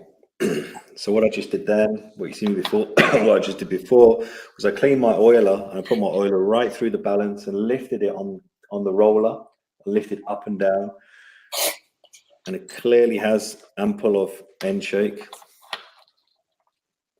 Now I'm going to place it on the time machine to see if it's doing the 200 degrees in the hanging positions.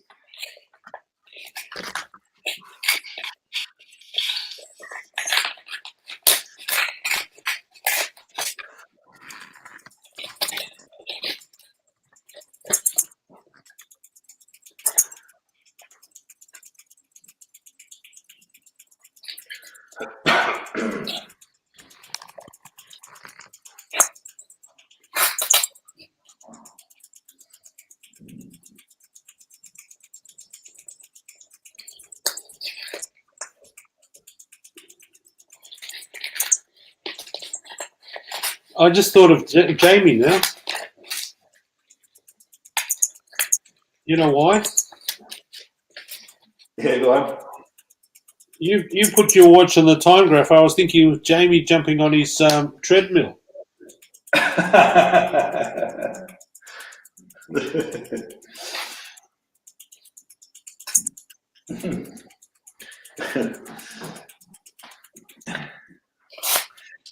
So you've noticed there's two lines. That's because the watch is out of beat. So what does out of beat mean? So if you remember on that previous picture I showed you, where the D-shaped jewel.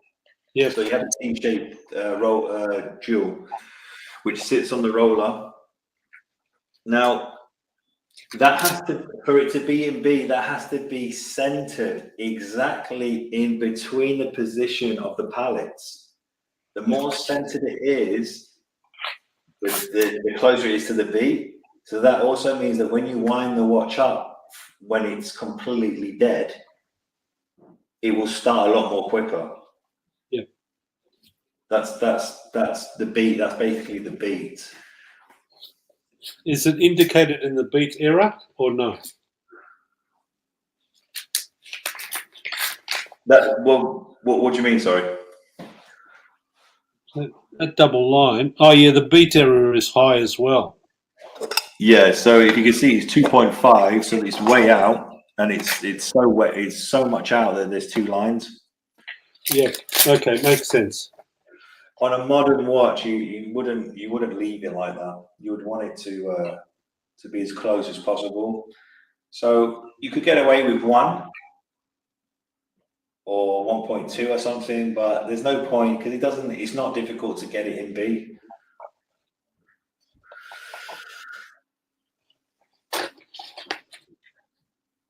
But some watches don't have B times.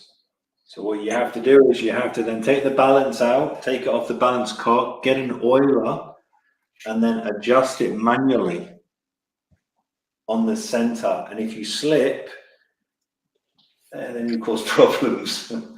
You can damage the hairspring. Yeah. I think I've seen you do that. Ah, okay. Might have, yeah. Yeah, there's a little tool that you use, so it's got a bit of an angle to it.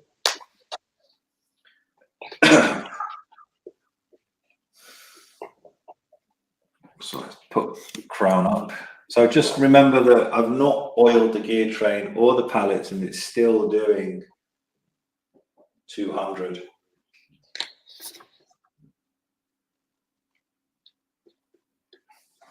And see you later, Giuseppe. Thanks for watching. Yeah, see you, Giuseppe.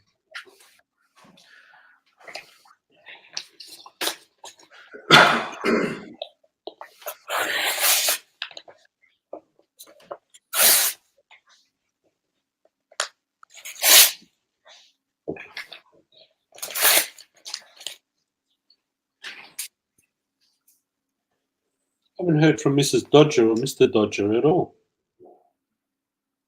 Maybe Dodger's taken Dodger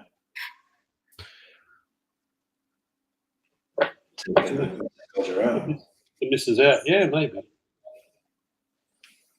Well, they both fell asleep. Don't forget siesta time.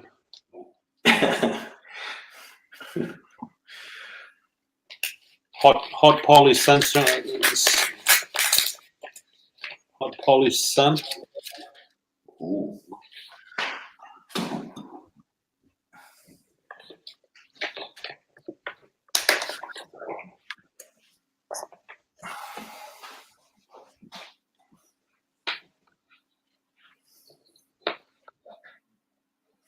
So after checking that, I'm just going to demag it and then check again. Yeah.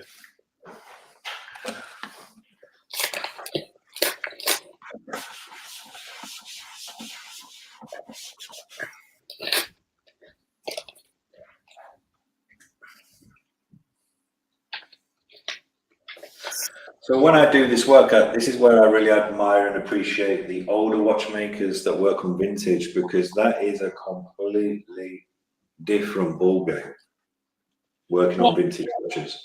Well, some of them have to make the parts because they don't exist anymore.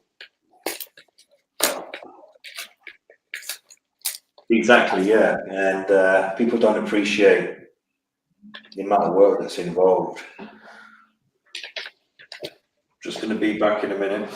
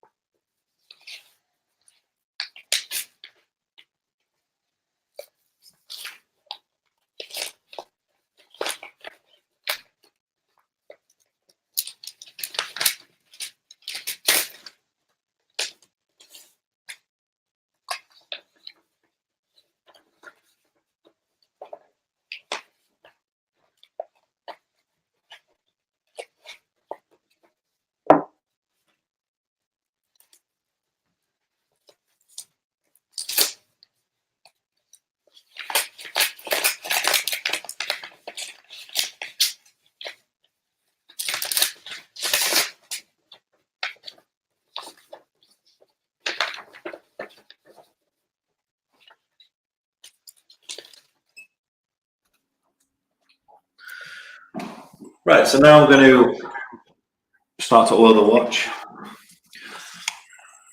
Alex, I have an idea. Go on, talk to me. Maybe you can do, I don't know, you can pick the day, but have once a week, have a segment, ask questions, ask a watchmaker any question you like. Oh, that'd be great. Yeah, that's a good idea. I'm up for that. So you come on board, people will know that you're on at a certain time and they'll come and ask you different questions about their watches. Yeah, I'm happy to do that. I mean, I think that's very rare that a watchmaker is willing to do that. I'm happy to do that.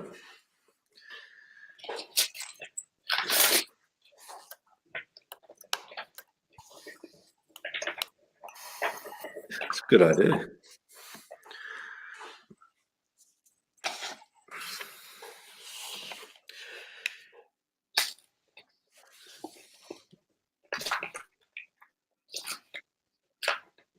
So there's two holes on the dial side that show the pallet stones, and you can actually oil them from the back, well, from the dial side.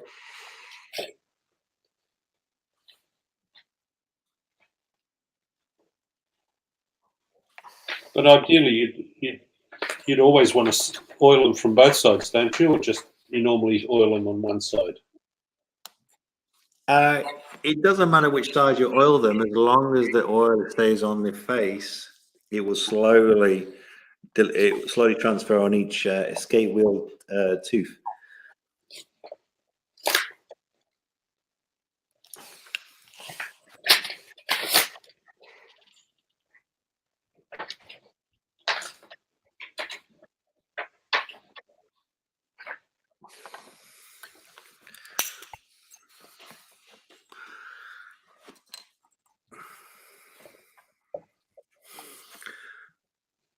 Also, can you notice how long that center wheel is? You can see how long it is. That's because this is the day-date model. So it's longer than the usual 3135 wheel. Yeah.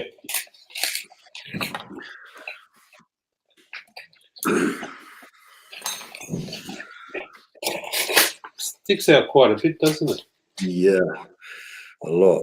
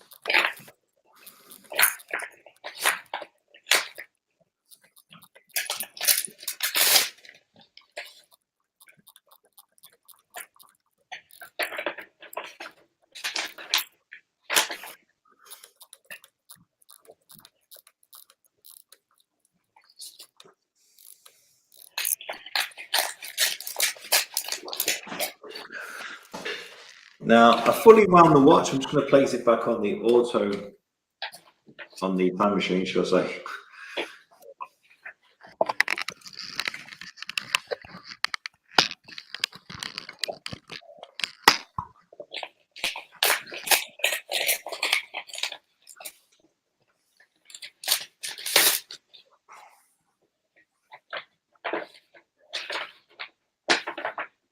Need to get that back in B.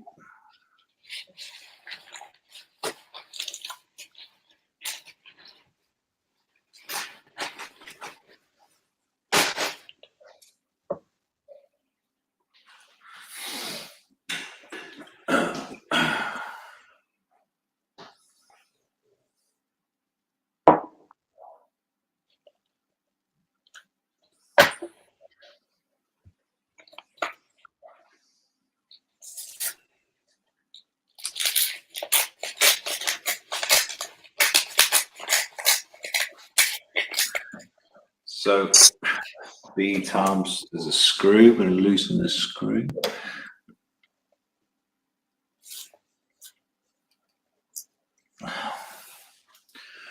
Use a plastic to move the beat arm.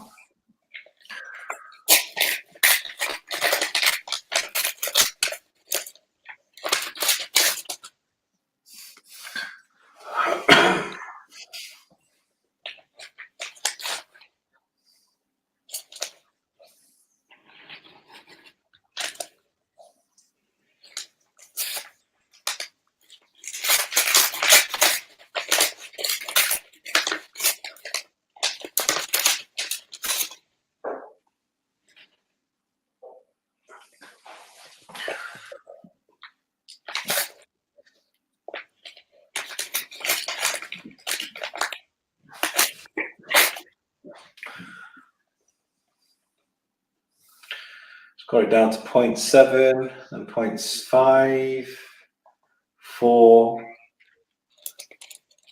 3, 3. Amplitude is 274. Rate is clock 2.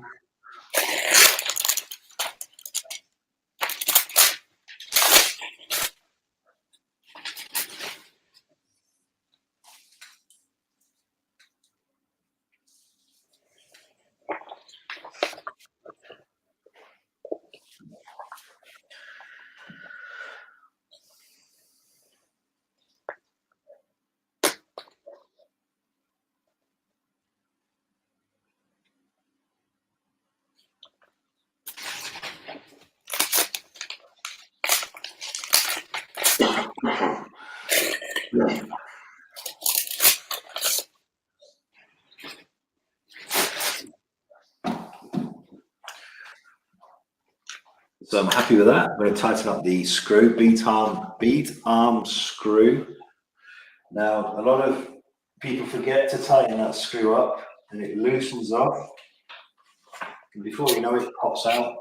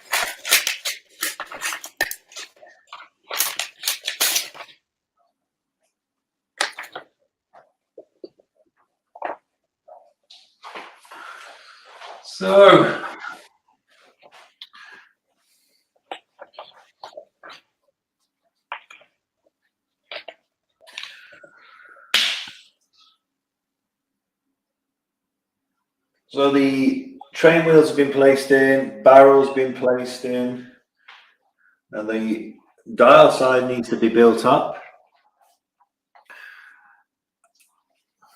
So that will be the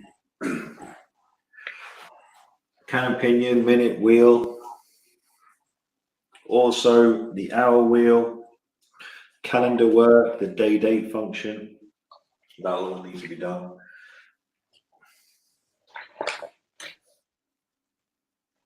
Just waiting for the amplitude to settle.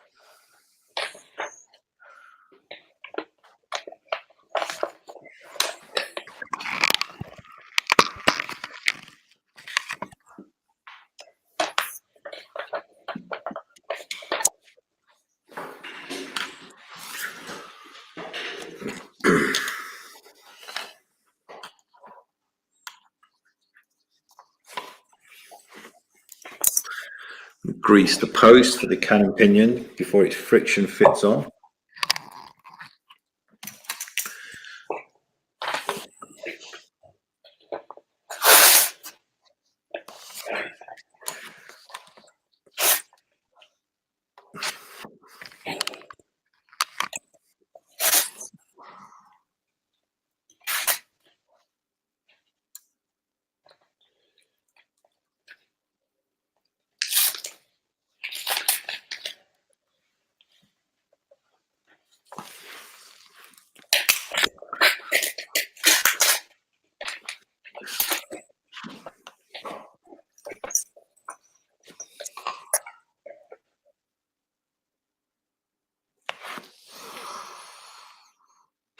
What are you up to, Bill?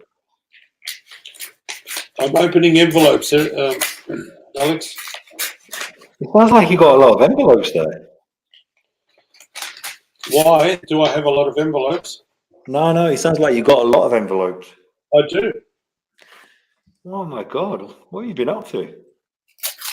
Well, when you don't open them, eventually it comes. I told you,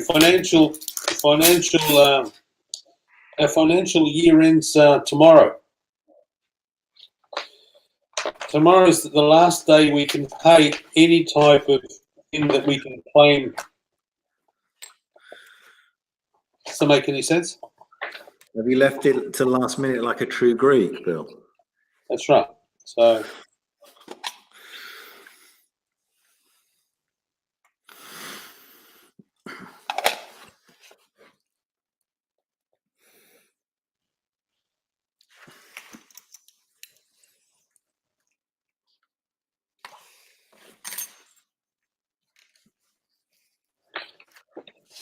You got any interesting letters yet?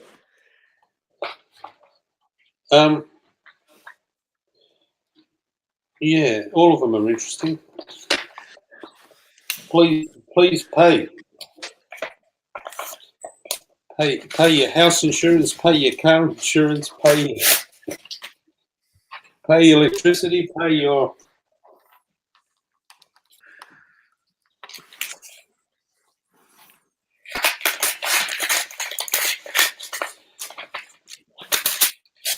You know the goddess Shiva? Who's that, sorry? The Indian goddess Shiva. Right. She's the lady, you would have seen pictures of her. She's the lady is sitting down with lots of hands. Oh yeah, of course, yeah. Well, that's the god that we pray to, Alex. Did you know that? No. Do you know why we do that? Why? Because that Shiva is the government, and the multiple hands are the all the branches of money that they collect. Oh yeah, of course, yeah.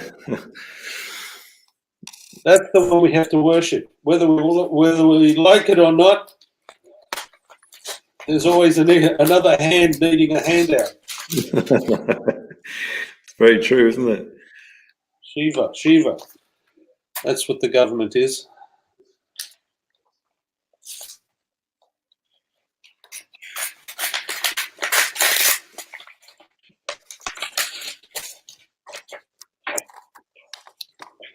In Sydney, the government, see, in Australia, if you buy a house, England would be very similar. If you buy a house, you pay stamp duty. Yeah. And if you sell a house, there's capital gains tax. And the person that buys the house also pays stamp duty. So every time there's a transfer of a house, the purchaser always pays stamp duty. Now, what they've decided they're going to do is they're going to abolish stamp duty. And everyone's going, oh, yeah, fantastic. But they're going to replace it with land tax. Oh, so you're going to pay tax throughout the time you have the house? Yeah, that's right. Oh my God! So, on the short term, it's they're collecting less money on the short term, But over the long term, it's more beneficial because they've done their sums. They earn more money by doing it that way than collecting stamp duty. And you know what will happen down the road? 20 years down the road, they'll say, oh, look, we need to introduce stamp duty because the land tax isn't enough. And then all of a sudden, Shiva has an extra hand.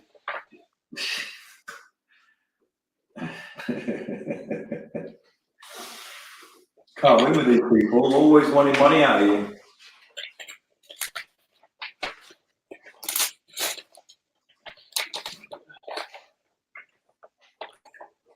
Yeah, so...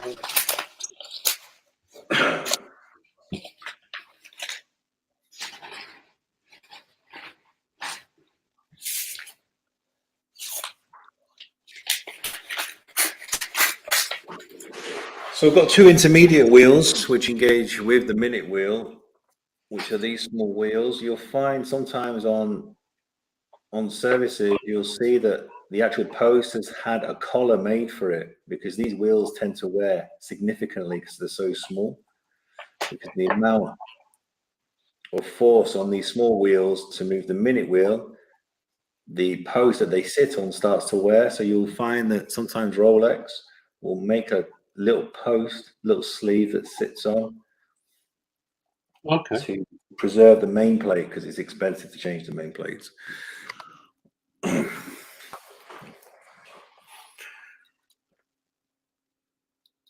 So is that one worn? It doesn't. I can't tell. No, this one's not worn. It's actually, he's lucky. Okay. It's wearing. Yeah. Oh, of course it is. Orange Grove. We have that in Canada. City taxes are quarterly. Land tax transfer tax occurs once when you buy. Yeah. Governments, and Ian Nicholson, governments usually abolish tax for one thing but create another tax that affects more people so they get more revenue. That's right. But the thing that I find the funniest is, how they're in opposition, and you'll see them arguing in Parliament, and they'll go at each other, they'll abuse each other, and then they'll put something to the vote, and you'll have dissension, and you'll have people opposing it, all of those things. But have you noticed when it's for a pay rise, everyone's unanimous? Doesn't matter what party you come from. Does that happen in England? Of course it does, yeah. The unanimous vote for a pay rise? I'm sure it does. It happens here all the time. And they agree to any percentage they want. Really? Oh, yeah. Before, I think, when was it? Before COVID, or during COVID, they voted for a 4% pay rise. Unanimous. Our state government. They voted for a 4% pay rise. Now they won't give teachers or nurses or police. They won't even give them a 2% pay rise. They gave them a 1% pay rise. They can't afford it, they said. It's corrupt. Yeah, but they gave them 4%. They gave themselves a 4% pay rise unanimously because they were doing such a good job during the lockdowns. There's a big pat on the back.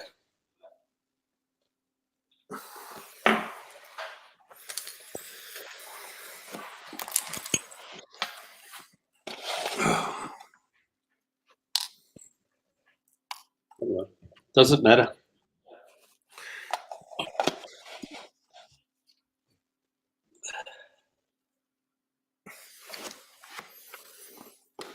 You know why it doesn't matter, Alex? Because we get used to whatever it is. Whatever the system is, we get used to it. We have to, it's just the way it is, isn't it? At the end of the day, the things that we have, we're just borrowing them anyway. Sorry? The things that we have, we're just borrowing them. They're never ours. Oh, that's right.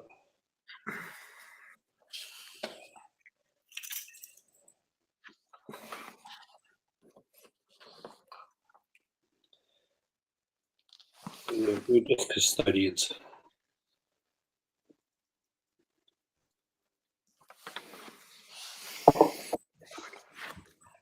you think we come back, Bill? Do you think we get reincarnated? What's that? Do you believe in reincarnation? No, I don't believe in it. No. You don't? No.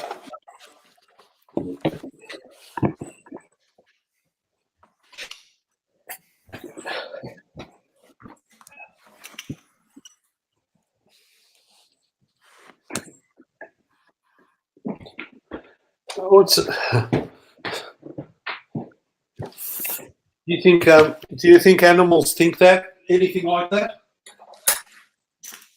No. A cow doesn't sit there when they're chewing the cud in the field. Do they? Do you reckon one cow says to the other, "Hey, you reckon we get reincarnated?" You reckon the cows are having that discussion? Well, we'll never know, would we? Sitting there chewing the cud, and what would the cow want to become reincarnated as? They'd be sitting and looking around, going, "Oh, I don't know. The fox looks all right. Do you reckon you could come back as a fox?"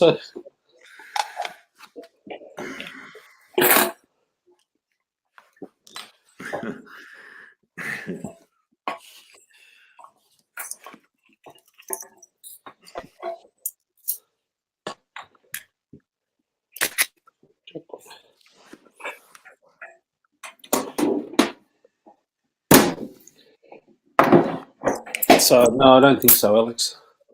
Ah, well.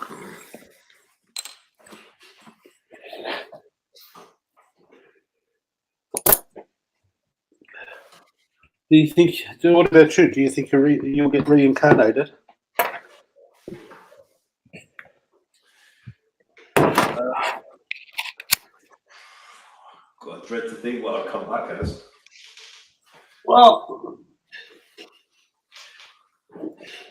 Well, say reincarnation is possible, right? And it does happen. Let's assume for a moment that's a possibility.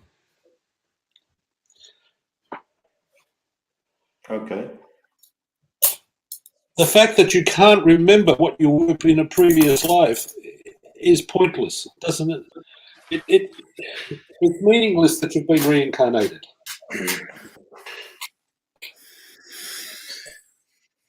So, assuming that exists, in a previous life, you, Alex, was something else. Can you remember what that was? No.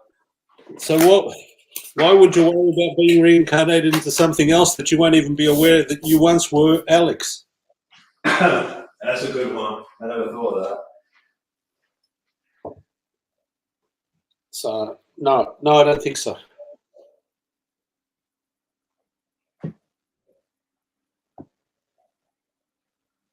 Now, Ian Nicholson, are you there, Alex? I'm here. He wants to come back as your bank account, and he'd be super wealthy. Yeah, okay. Yeah. Yeah, tell that to the tax man. Yeah, but if he comes back as your bank account, all he would be is money that would get divided into multiple parts. So you'd be giving him away to the tax man. You're giving him to the local grocery store. I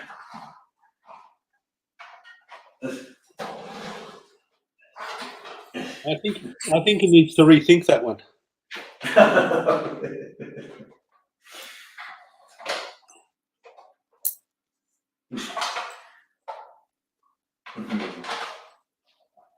How'd you be coming back as money?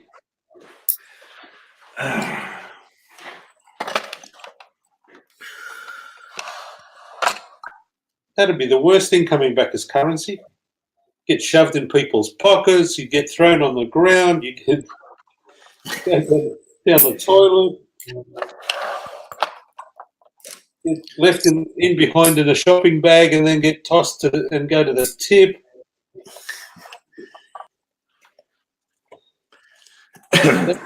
That would be the worst thing, Ian. Yeah, I wouldn't want to come back as money.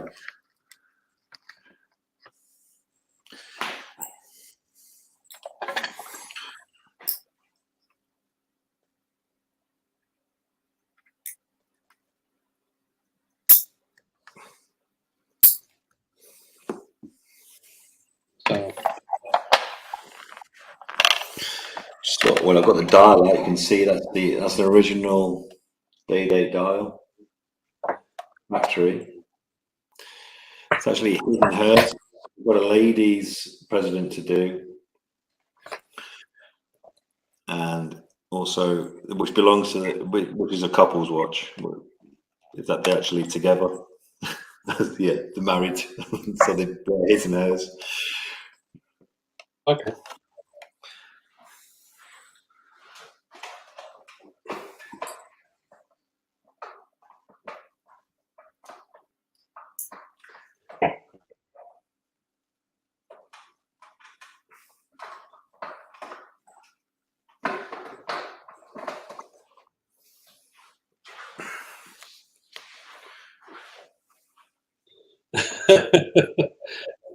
Ian Nicholson reckons he gets treated worse than that, so he's happy to come back his money.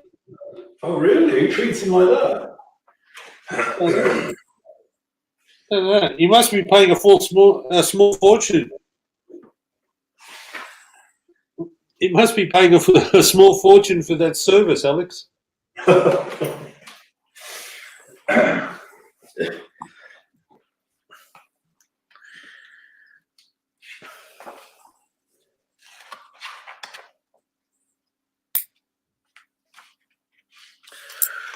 So next,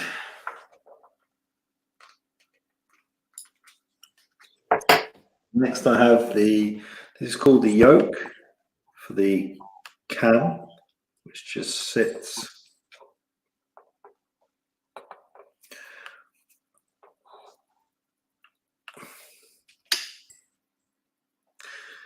next to this wheel here, which is the wheel that changes the date. And there's a little jewel, which is this tiny little jewel that sits on a post. So we're going to put that together. Alex, I just had a thought. Sorry. My opening up those letters, has that affected the stream, you reckon?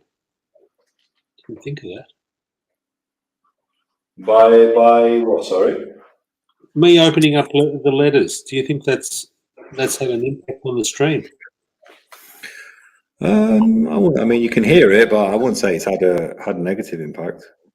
All right, sorry about that. It didn't occur to me. No, don't worry about it. Sorry, go back to what you were saying. Yeah, I'm just doing the calendar work. I'm just going to. Oh yeah, they're the little springs. Yeah, there's a very large spring, which I tend to leave in. I don't take it out.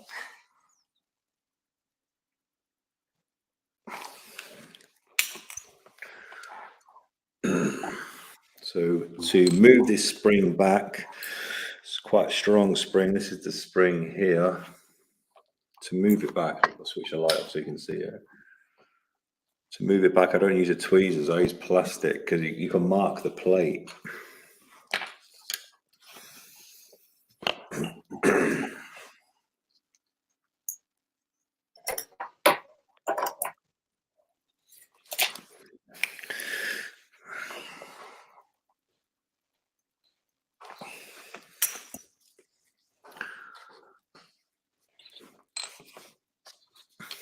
What I was going to show Giuseppe before, because he's a watch dealer, I was going to show him how many turns from the crown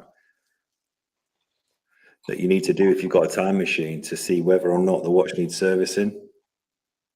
Yeah. But now he's left, I won't tell him. You'll have to super chat me to save him money on servicing. So you can just do so many winds on the crown, and then in certain angles, he'll know if it needs servicing or not.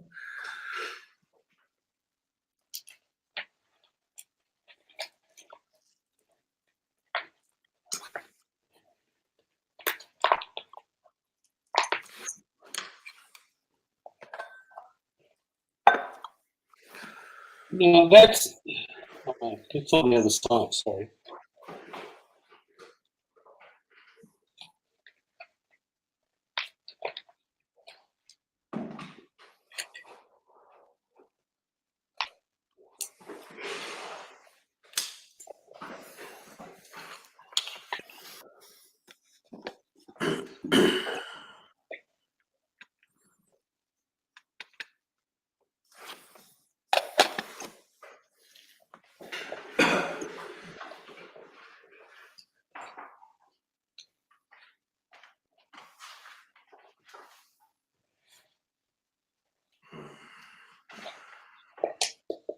So the next part I'm going to fit is the finger for the date and the screw that holds that in place.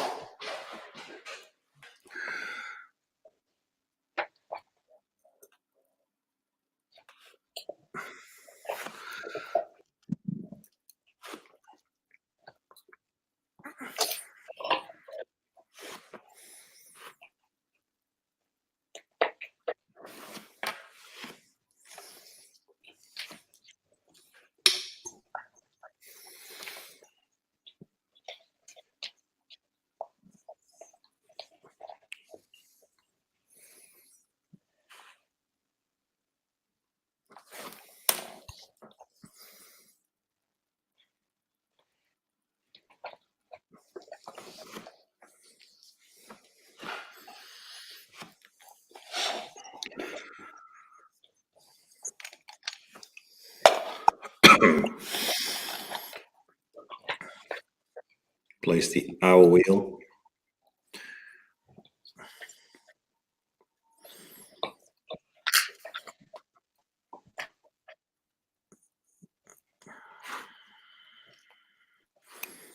Oops, ping, ping.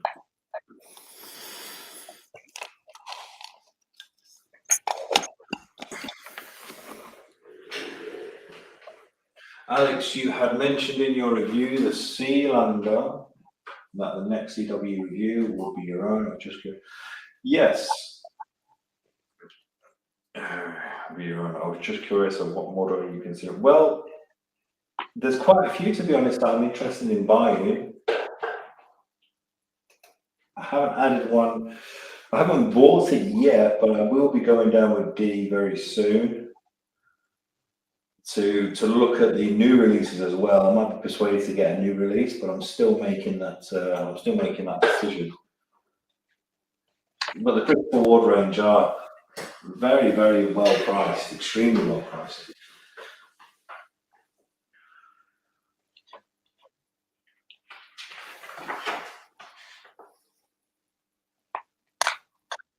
So now I'm going to fit the date corrector and the intermediate date wheel. And then the plate and also the day and date actual discs.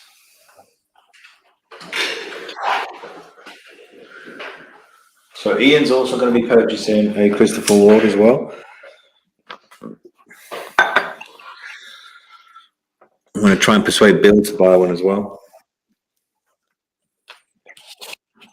Okay. From England. Yeah.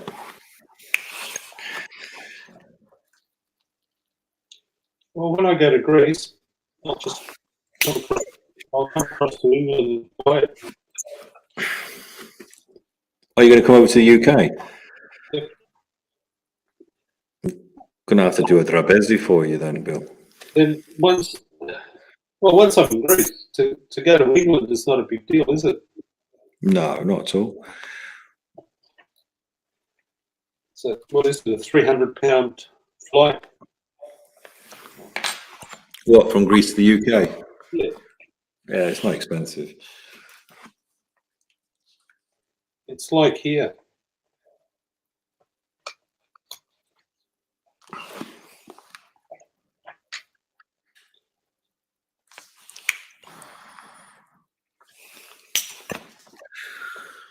Do you want me to book the Ritz for you? No need to.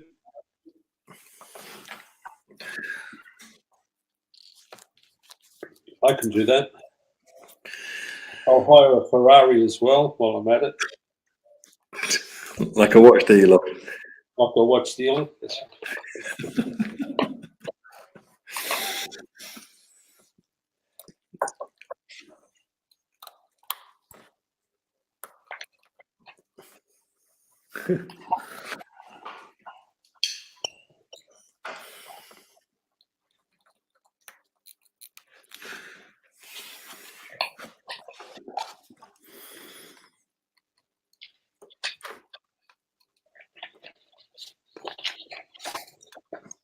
The day and date plate is held by blued screws. It's the only screws that go into this watch are actually blued. So there is 1, 2. They're hardened, but they're also brittle, aren't they? Yes, yeah, brittle, yeah.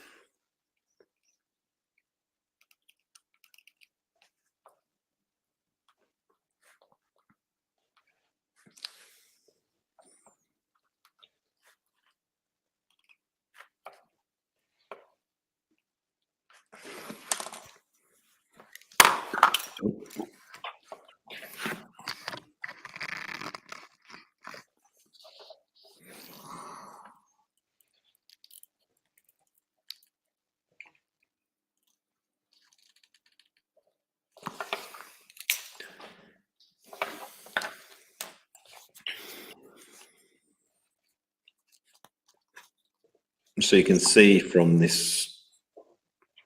camera, you can see how more complex the 3155 is from the 3135. That's right. There's a lot. There's extra steps, extra bits and pieces.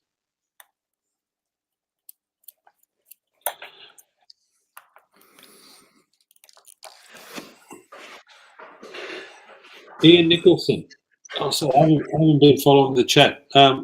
Ian Nicholson, yes, I am.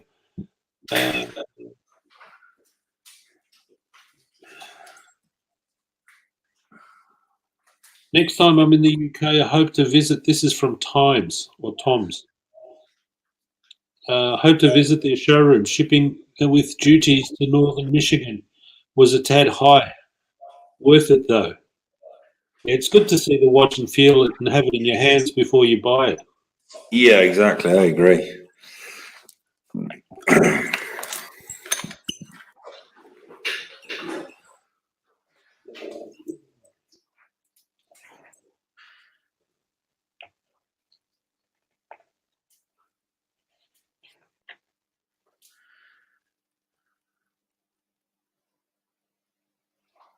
Hey, you've got a brother in the UK.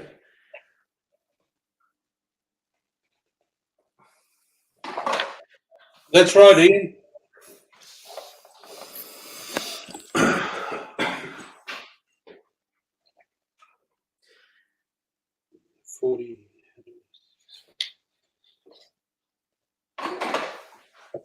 Ian, what part of Greece are you from? You know where he's from?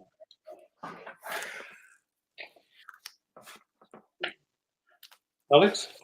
Sorry? Ian Nicholson, do you know what part of Greece? No, he's not. He's not from Greece. He goes to Cyprus.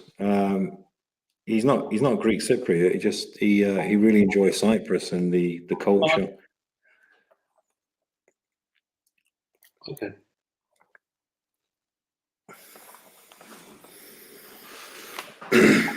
So he visits Cyprus a lot. I believe he's been to Greece as well.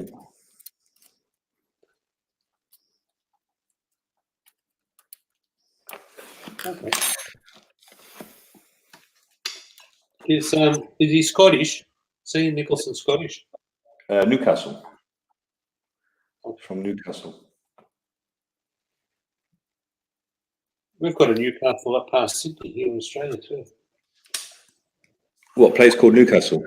Yeah, a suburb, an area. Yeah, location Newcastle. I'm about About 15, 20 Ks from Brighton, Alex. Oh, yeah. There's a few Brightons around this world. Newcastle's a bit far because you've got to go to Sydney and then it's north of Sydney. Coal mining. They did a lot of coal mining up there. Newcastle.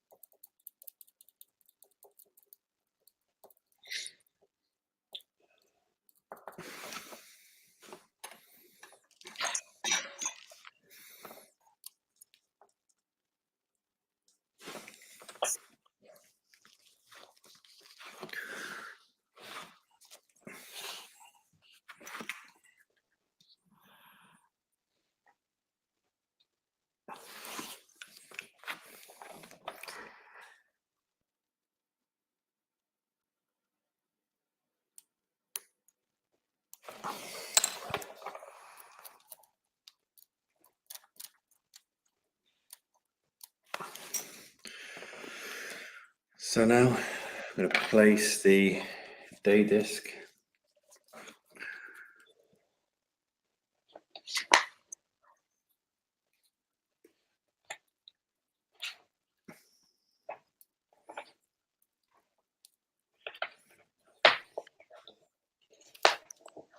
Oops.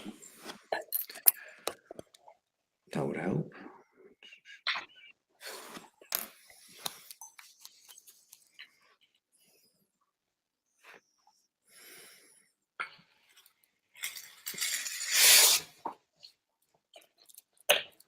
Okay, so Kipper is his second home. He's a Geordie. Geordie.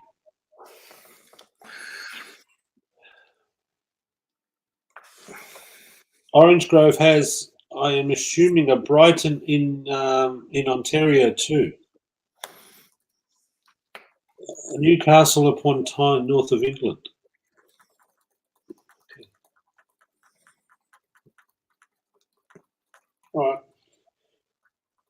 There'll be lots of places. If I ever come to England, I'll need a car, Alex. I'll be driving to a lot of places. Yeah, you'll be doing the whole place, the whole island. And the good thing is that we drive on the same side of the road. That's right. No adjustment required.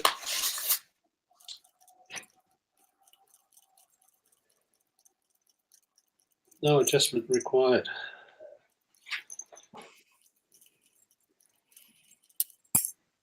Right, so if you look where Sunday is, can you see where Sunday is, Bill? Yep. You see where number 3 is? Yep. So Sunday is going to turn into Monday, and then 3 is going to be 4. So just watch carefully. Oh. They both click at the same time. Yeah. Should do it again. Yeah, why not? And also Orange Grove in Ontario, they've got both a Brighton and a Newcastle.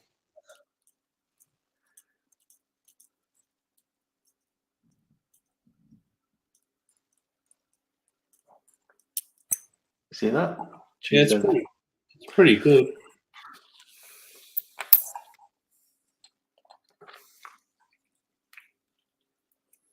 It's little things like that impress you, that you go, wow, because some of the other watches just take their time.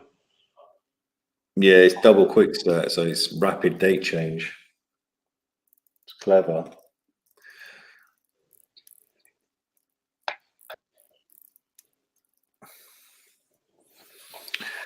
So that's now I'm going to case this up.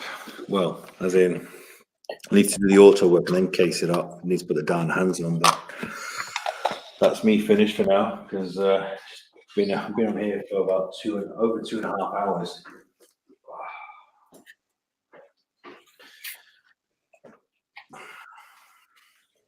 Has anyone got any questions before I go?